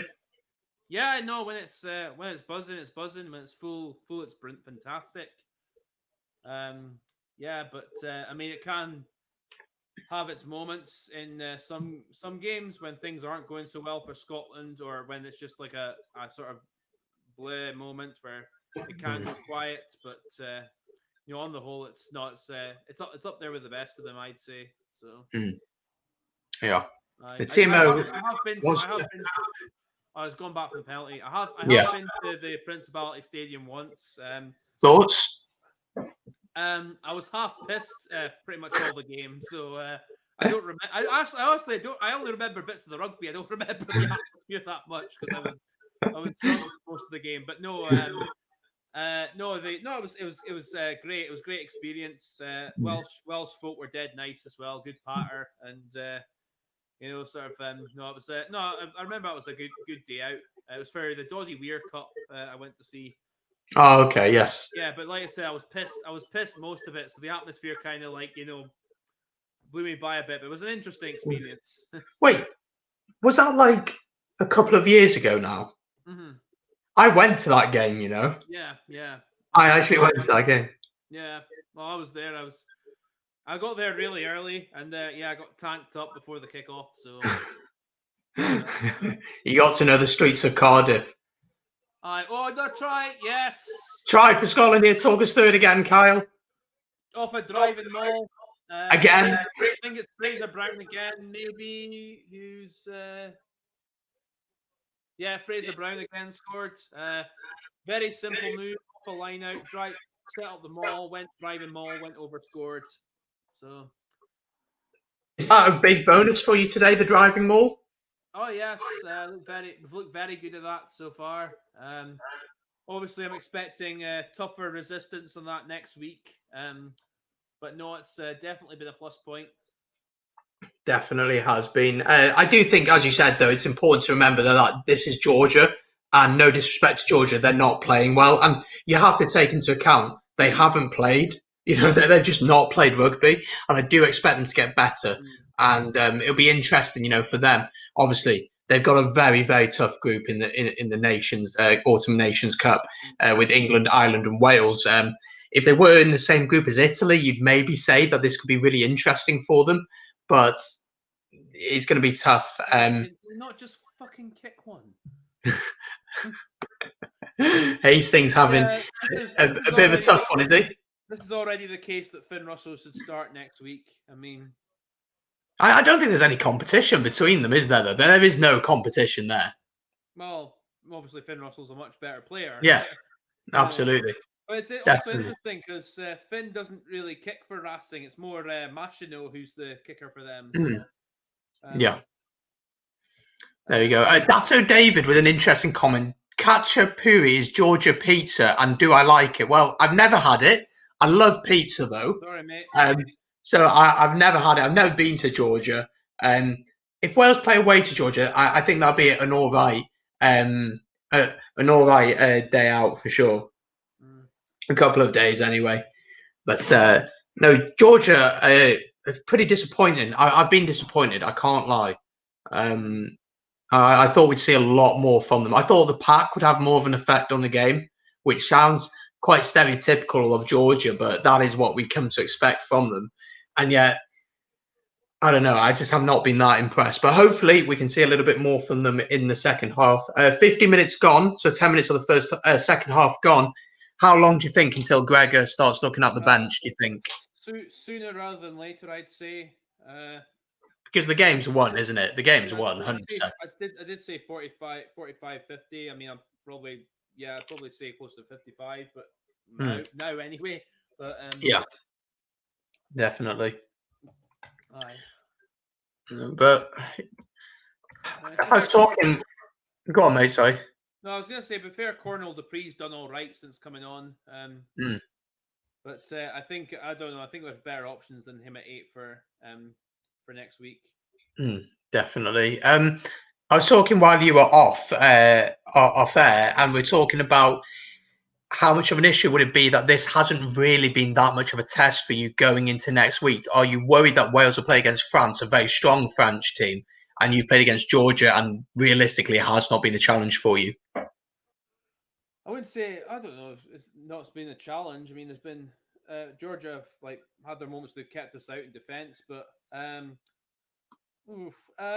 don't know. I don't know. I don't think so. Again, it depends how well Wales do tomorrow. But also, I don't know. It's a tough one because I don't think it's I don't want to come across like I'm reading too much into these games because if Wales have a shocker tomorrow, there would be that eagerness to bounce back for next week. So, and obviously at home next week, which should play into Wales's favour a bit more. So, that obviously comes into the equation in my line of thinking. Here's the changes now. But no, I think I don't want to read too much into. I think there's a lot about our game that needs to improve definitely. But no, I think we'll see how it happens with Wales France tomorrow. We will do indeed. Just to quickly go through the Pro 14 scores, Leinster are absolutely smashing Zebra. 40 points to 3. 42 points to 3, sorry. Leinster winning that one, absolutely smashing Zebra. Benetton, that kicked off at 8 o'clock, so just started the second half there. 3-0 to Benetton. Ian Keatley with a penalty there.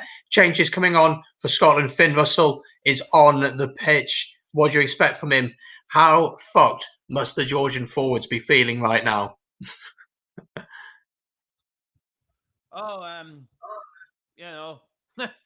Don't know. I mean, on the end of all those driving mauls, I'd say they'd be pretty, knocked out.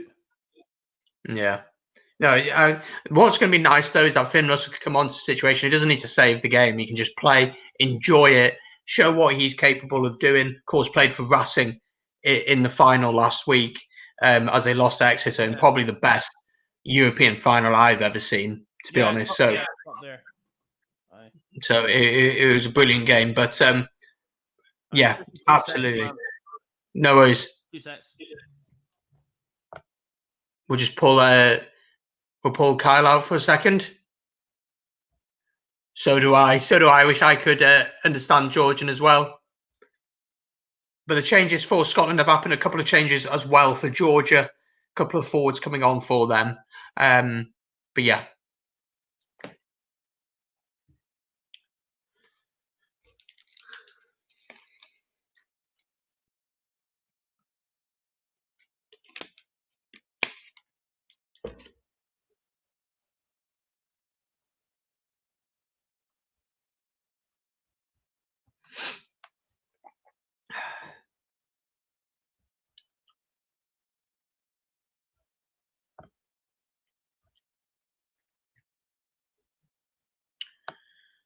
And just a reminder quickly to subscribe as always, leave a like on the stream, share it if you'd like to. If you're a fan of football, I got a football channel. That is a link down below. I've only put one video up there, but you can check that out as well. And check out my socials, as I put a lot of content out there on the Welsh Rugby Roundup show, etc., etc. Scotland attacking here once again. Gregor Galway on Finn. Finn can let Hastings play his game and help him out.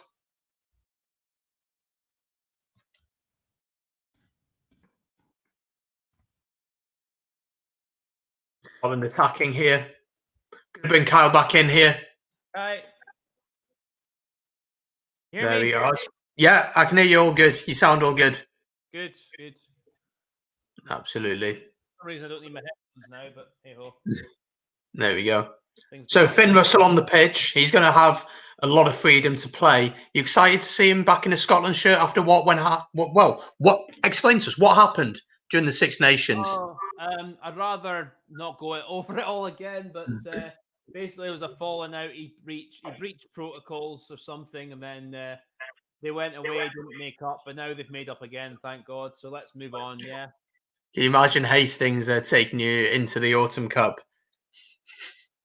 I wouldn't say he's that bad, but you know, Finn all the way, like number one, number two. Oh, he's such a good player, isn't he? And just like some of the passes he pulls off. But the thing is, when you have a player of that quality and a player who's that much of a maverick, he is always going to make mistakes because he's going to try outrageous things. So people have to understand that. Sometimes you can watch the YouTube highlights reel and he looks insane. You watch a full game of him and he makes little mistakes here and there. But two big passes he's pulled off already, and he's put off. Oh, for fuck's sake! No, I was just gonna say 2 great passes he pulled off already, and he's put us into dangerous positions. And then that wasn't his fault. There was sort of a mess up of a forward pass there. That he loves the floated pass over the top, doesn't he? It's like the one that you got against Ireland. Not Ireland, against England 3 years ago, maybe now 2 years ago, which was absolutely ridiculous. Well, he did it at that 38 game in Twickenham as well. It was like a couple of times where he just floated it out wide and we got tries of it, but that was twice there. Just show what he can do. So yeah, he is another level. You know, I wouldn't probably start him for the Lions, but he's certainly got to be on the bench because he's such. You know, when the South African pack's a little bit tired, you need someone to open up the defence. He's the man to bring on. Who would be your starting 10 for the Lions? Who would you like to start at 10? Yeah, from a Hearts point of view, I would like to see Finn Russell starting at 10, but I think no, I have to agree with you. I think Farrell is the obvious choice at 10. Yeah. You know, someone just someone who's a bit more steady, a bit more pragmatic early doors, and then sort of maybe bring Finn on a bit later on, maybe move Farrell out to the 12 position. That would, I think that could work really, really well. But no, at the moment, I think Farrell's still first choice 10. But yeah. Do you think Gavin would consider Bigger, or do you think he's going to go with Farrell? Depends how much. It depends how much Bigger's got him off. But he took him on the last Lions tour, and I didn't think he was. Albeit Dan Bigger did do well on the last Lions tour, I didn't think he was. He played well enough to be deserving of a place on the plane.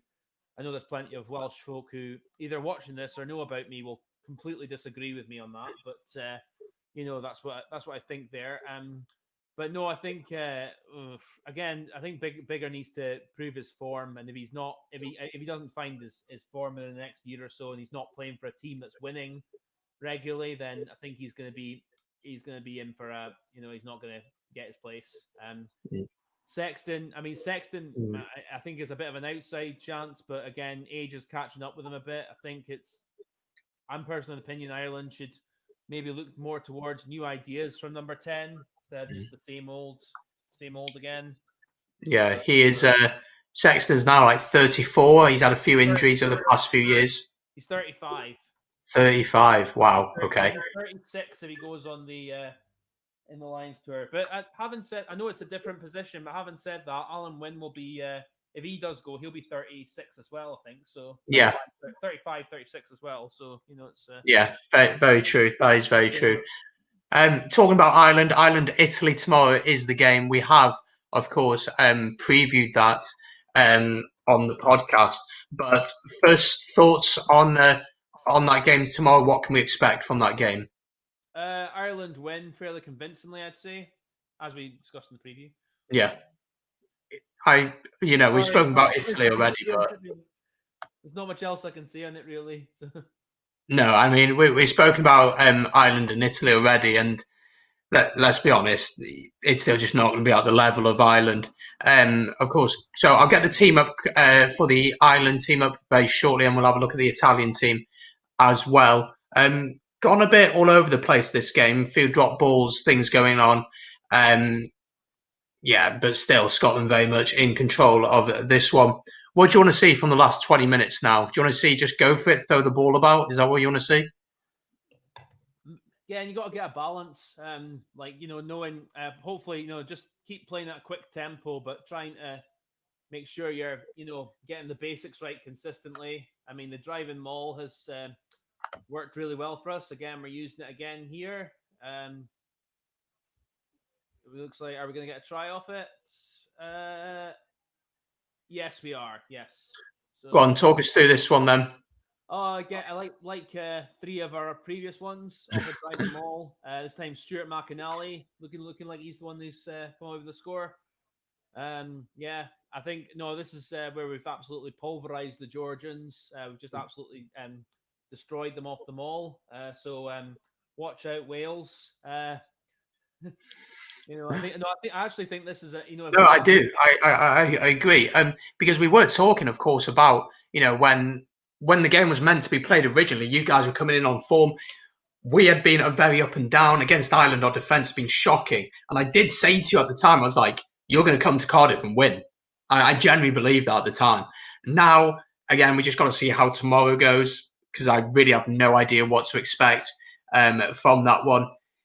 So yeah, but that driving maul has been so good today. It's hard to understand whether it's Scotland being very, very good or Georgia being very, very poor, or a little bit of both. Both, I'd say. I think it's a little bit of both. Reality is Georgia have offered very, very little today. So it's a tough one to really. And I think for Gregor Townsend as well, he'll be not frustrated that this hasn't been a competitive game, but he maybe would have expected a little bit more of a challenge for his players ahead of next week, because we spoke about it earlier on. But Wales are going to get a harder challenge you'd expect from the French, that's for sure. Hastings did get that kick, by the way. So he did get that one, which was good to see.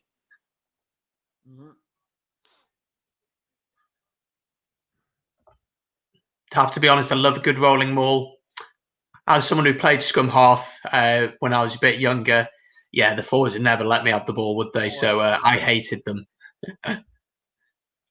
It's a maul for all today. Absolutely, it is. Absolutely. As a ref, do you actually know what's happening in the driving maul? Do you actually have any idea what's going on or in the scrum? Not in every single position, but you do generally do gauge where the cynicism is going on. You have to look at, of course, this is just the stating the obvious. You have to look at what both sides are doing. It's normally, normally like you can simple it down just to, sort of, it's mostly looking at the opponents, but obviously you need to look at the, attacking team, seeing what they're doing, making sure they're, all, not going in front of it, coming into the maul, going in front of the ball carrier. As if anyone remembers the Wales-Ireland game from a couple of years ago when Rory Best had that disallowed try for Robbie Henshaw, like going in and obstructing there. And obviously the defense, you're looking for, making sure that players are, the defense, if the maul starts rolling, that they're keeping it up, that they're not coming in from the side entry. They're not. The thing is, though, this is what you don't see very often. Something that's very, very legal is if a defending player can, more or less, it's like swimming through a maul, go through a maul to actually try and get the ball off whoever's got the maul. It's a tactic you don't see hardly at all. if any, I don't know if anyone sees it, but it is a legal move, and yeah. So yeah, that's my thoughts on it. Just sort of make sure you got eyes, make sure you know where the ball is. Obviously, you need to know where the ball is first, and then you assess what's going on around that afterwards. For sure, definitely. Just under 25 minutes to go here. Pretty much 25, not 25 minutes, 15 minutes to go. I can't do maths. But Scotland very, very comfortable at the minute, really. Let's take a look at the Ireland team ahead of tomorrow's fixture. Then that kickoff is at 3:30. The first game back for the Six Nations. Let's take a look at it now. It's on your screen for you. Starting with the backs, we have Stockdale on at 15. Conway on the wing with the centre partnership of Aki and Ringrose, with Sexton as captain at 10, with Murray at 9. Of course, Cooney not in the squad, but has not been on form. Certainly not at the form of last year. Keenan starting on the wing, first cap for him. And then the front row then is Healy, Herring and Porter, with Byrne and Ryan. And then you got Connors, who gets his first start, first game for Ireland. Doris then playing the 6th jersey with CJ Stander at 8. Your thoughts on that team, Kyle? What do you think? A strong team? Well, it'll be strong enough to beat Italy. I'm not sure about France in Paris, though. Yeah, I do think he has generally experimented a little bit there. And as you said, I do think he, he's able to do that, because I just don't think that Italy really are going to prove to be too much of a challenge. That's for sure. He's gone mostly by form, though. To be fair, to him. So. Yeah. But obviously, it's a big blow. Obviously, they don't have Jordan Larmer's injured right now.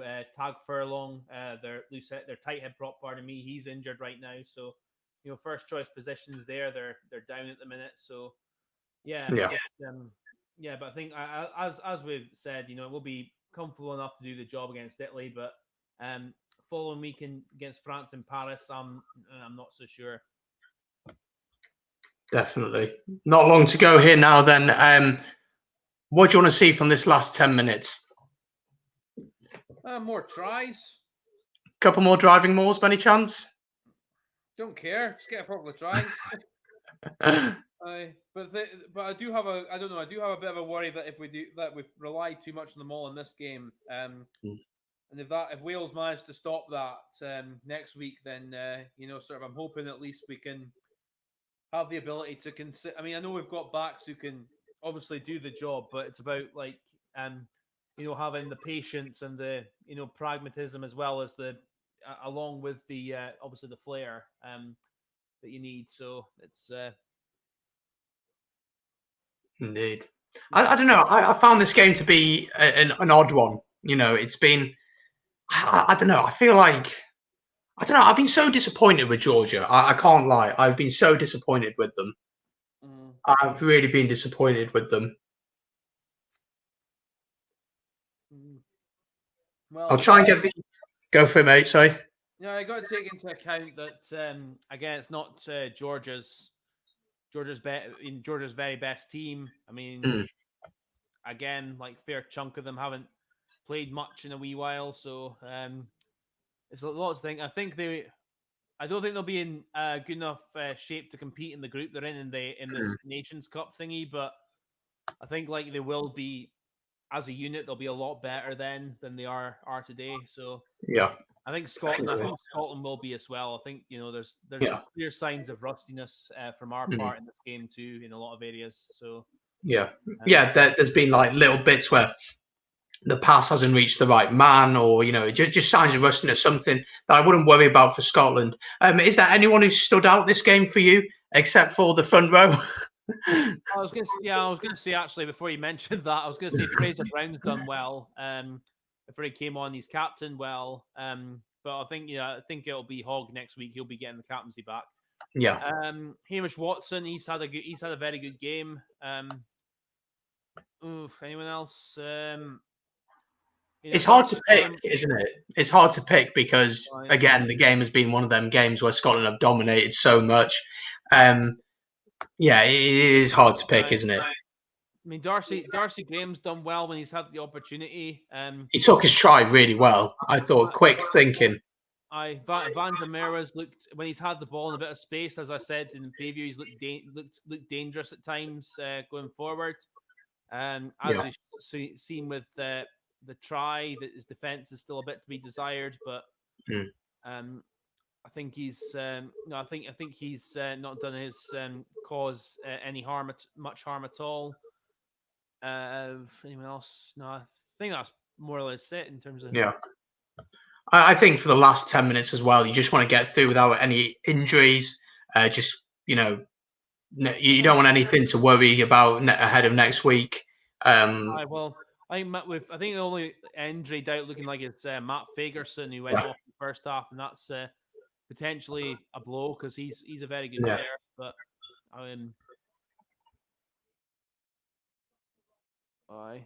it's Ollie Kebble on the ball. He's he's good. There we go. And it's another one. Go on, Kyle. There we go. What I said about Van der Merwe being good at the, I'll call it the 10 cut inside pass. Sort of where it was pretty simply. Horn gave it to Russell. Russell, did the cut inside move. Just there, cut it. And Van der Merwe, pardon me, ran an excellent angle round the defense and scored the try. So. It's a lovely inside ball, isn't it? Pulled to defence away. That really is a try that shows that that Georgia are quite tired at this point. But that will put a gloss on on the score.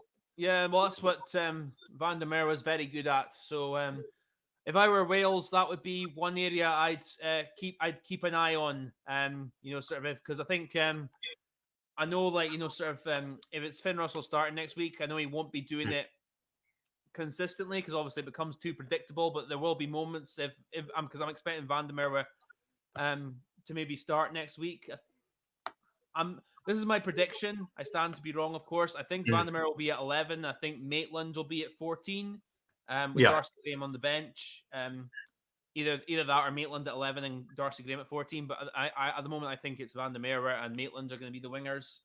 I think as I said, if Van der Merwe is picked, that's something Wales do need to watch out for, is the moments when the reverse pass does come in and he just has the ability to know where the angle is and run straight across and cause havoc for defences. So Hastings has added the 2 points to make the score 36 points to 7. It's been a very, very dominant performance from Scotland. A couple of changes there just happening for Scotland as we were chatting just then. And a couple of changes also for Georgia happening as well. Oh, here we go. There we go. That's it. Ben Tulis on the run. Oh, you fucking... We're trying to play like the Barbars now, are we? Okay, what actually... Oh, it's deliberate knockdown according to the ref there. And so it's going to be a yellow card. Yeah. Pardon me, it happened quite fast there. I didn't see the full thing there, but no, there we go. That's what you want. That's what you want from a second row, isn't it? Do you know what? He must have thought, oh, this is it. This is it. I'm going to score. I'm going to run it in. That's unlucky. I don't think that's a yellow card. He's clearly trying to catch the ball. He just got a bit unlucky there, I think. Yeah, I think sometimes the ref makes his mind. It's a hard one, isn't it? Because I think the law is, correct me if I'm wrong, if you go through it with one hand, it's going to be pretty much a deliberate knock on. If you go through it with two hands and look like you're going to catch it, you're going for the catch, then it's not a yellow. I don't know. He's gone for it one-handed, though. I think that's what the refs looked at. That's the interpretation. But if he, the thing is, if he, I don't know. This might be just the way I see it. I feel like, sort of deliberate knock on if he actually physically, deliberately puts his arm out with no effort to catch the ball at all. And there I thought, the way his hand was, there was a bit of an effort to try and take it back the way. Maybe not necessarily catch it, but try and take it back the way. And it just went forward, which is a wee bit unlucky. So, and then he would have been, and then if he had managed to get it back, then it would have been fair play and play on. So that's where I don't know. That's where the deliberate knock-on law, I think, needs looked at a bit. I mean, obviously, as I said, if it's any instance that's preventing a try being scored, or if it's absolutely clear that a player has no intent of catching the ball and just wants to deliberately put his hand out to either stop the player, just slap it down, then no arguments for me there. But I thought ones like that where he was clearly trying to take his hand and take it back the way, maybe not necessarily catch it. I think that was a wee bit harsh, but. To answer your question, Danja, Beth Montilla, the score is 36 points to 7 to Scotland with about 6 minutes or so to go here at Murrayfield. Very dominant performance from Scotland. And to be honest, probably could see another try here with a penalty for Scotland. Georgia just looked tired at this point, you got to be honest. Any opinions on the deliberate knock-on front that want to be different to mine? Absolutely fine, by the way. Just feel free to comment away.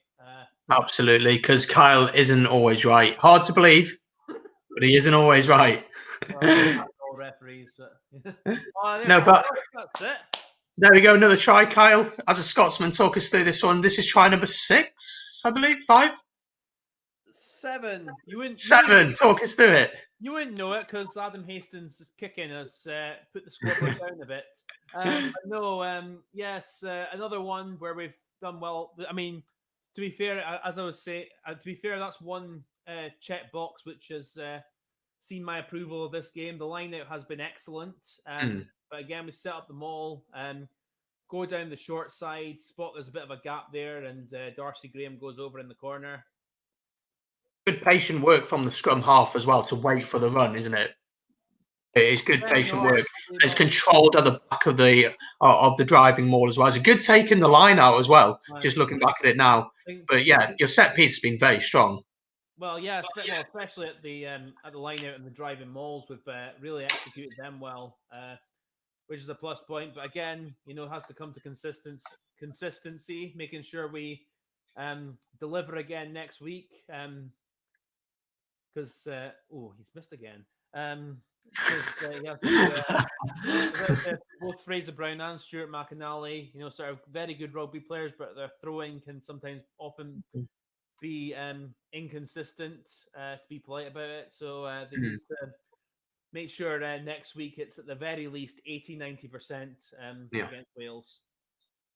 Just about 4 minutes to go here. 41 points to 7 to Scotland. Hastings did miss that conversion then. Georgia with a man in the bin. They're tired. We might see another try in this one. Just quick reminder, I know I've said it a few times this evening, but to subscribe, check out my socials, check out Kyle's channel as well down below and give him a subscription. Start getting your comments in on man of the match. Who do you think deserves man of the match this evening? Who has been the one that's really stood out to you guys?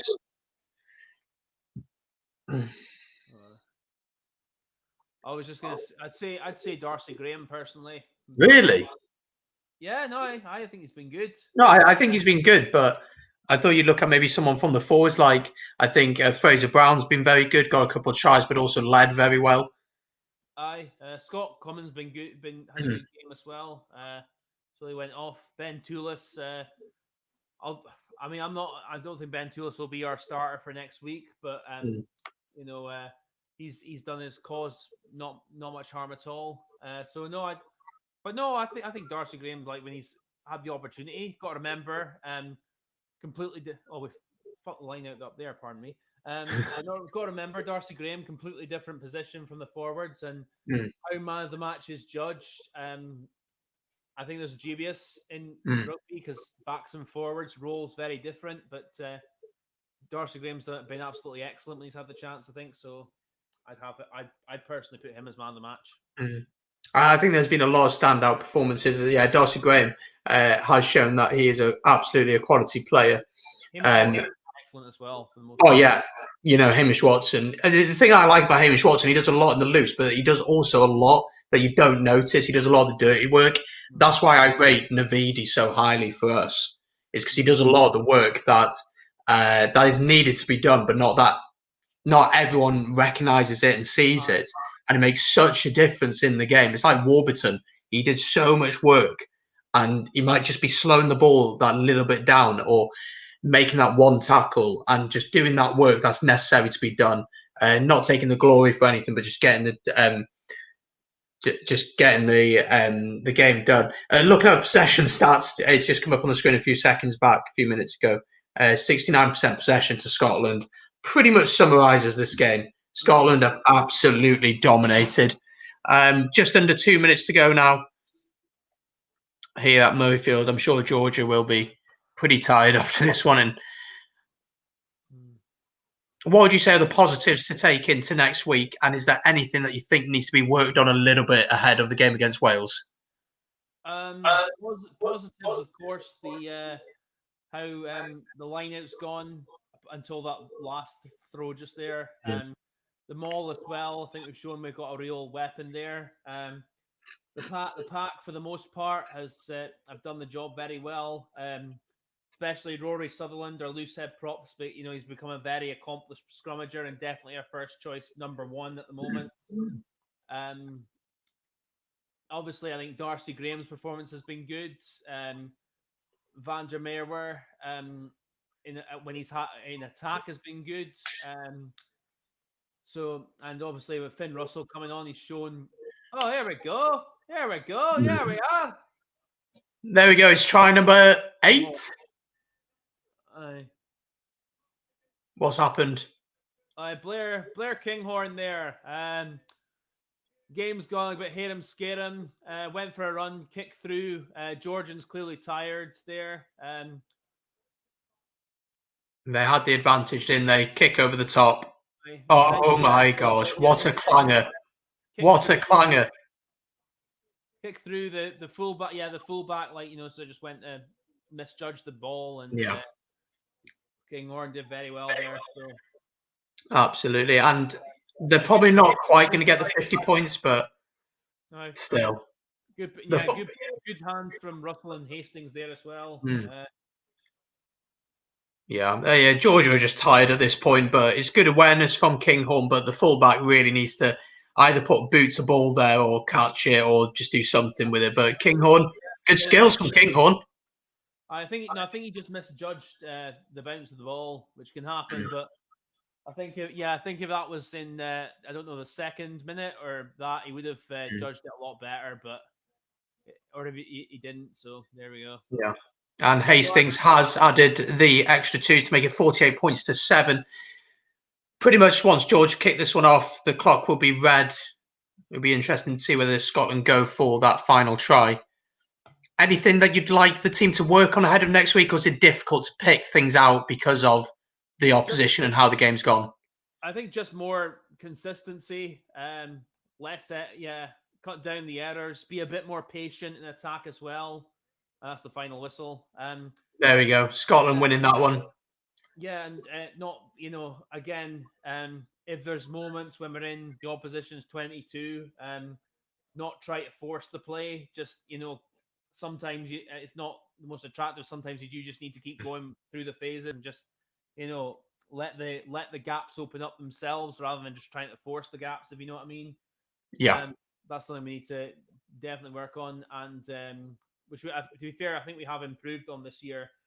But no, I think it's quite hard because, again, I have to see how Wales do tomorrow, and how their style of how far along they are with the style under Pivac.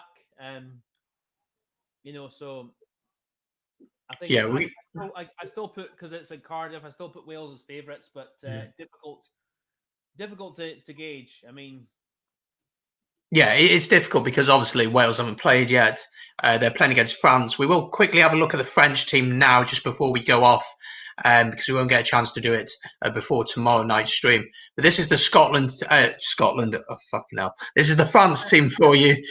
We have, we'll start with the front row: Bailly, Marchand and Hawass, Leroux, Wilhelms, Cross, Aldrit and Olivon as captain, Dupont and Tamac as the halfback pair, and really excited to see how they go. Vatez on the wing, Fiku and Vakatawa as a centre partnership with Teddy Thomas on the wing, and Boutier is at a fullback. Any names there that stand out to you that you think could cause a threat to us? How about all of them? Because it's more or less the same team that beat you when you played them at Cardiff, in Cardiff, pardon me. I think I'm excited to see how Dupont and Entamat go on as a partnership. I think also the front five. I know Hawassas got sent off against Scotland, didn't cover himself in glory there, but apart from that, the rest of them are really coming on very well, and they're developing well. Obviously Vakatawa and Fiku, like such a talented in the set, so talented in the center. So no, a lot. I think Wales should be fearful of. Yeah, I think this is you'd probably say this is France's strongest team they can potentially put out. Apart from obviously Damien Penosny in it. Yeah, it's such a strong side, and of course, Dupont and Smack be interesting how they go. They don't play 9 and 10 much at Toulouse, and Smack tends to play it. Or now, but they're starting to more now. So this team is quite a young team on the whole. Looking forward to the next World Cup, which of course will be in France. But that's it. That is the game. Fantastic game. Thank you so much for joining, guys. Really appreciate it. Glad you enjoyed it. We are going to clock off now, though. But Scotland victorious today. 48 points to 7. Comfortable victory at the end of the day.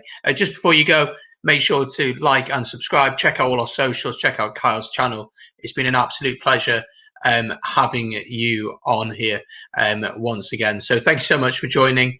Kyle, thank you very much for coming onto the channel. It's been great to have you on again. No problem, Brandon. Nice to be here, and always a pleasure to catch up and chat rugby.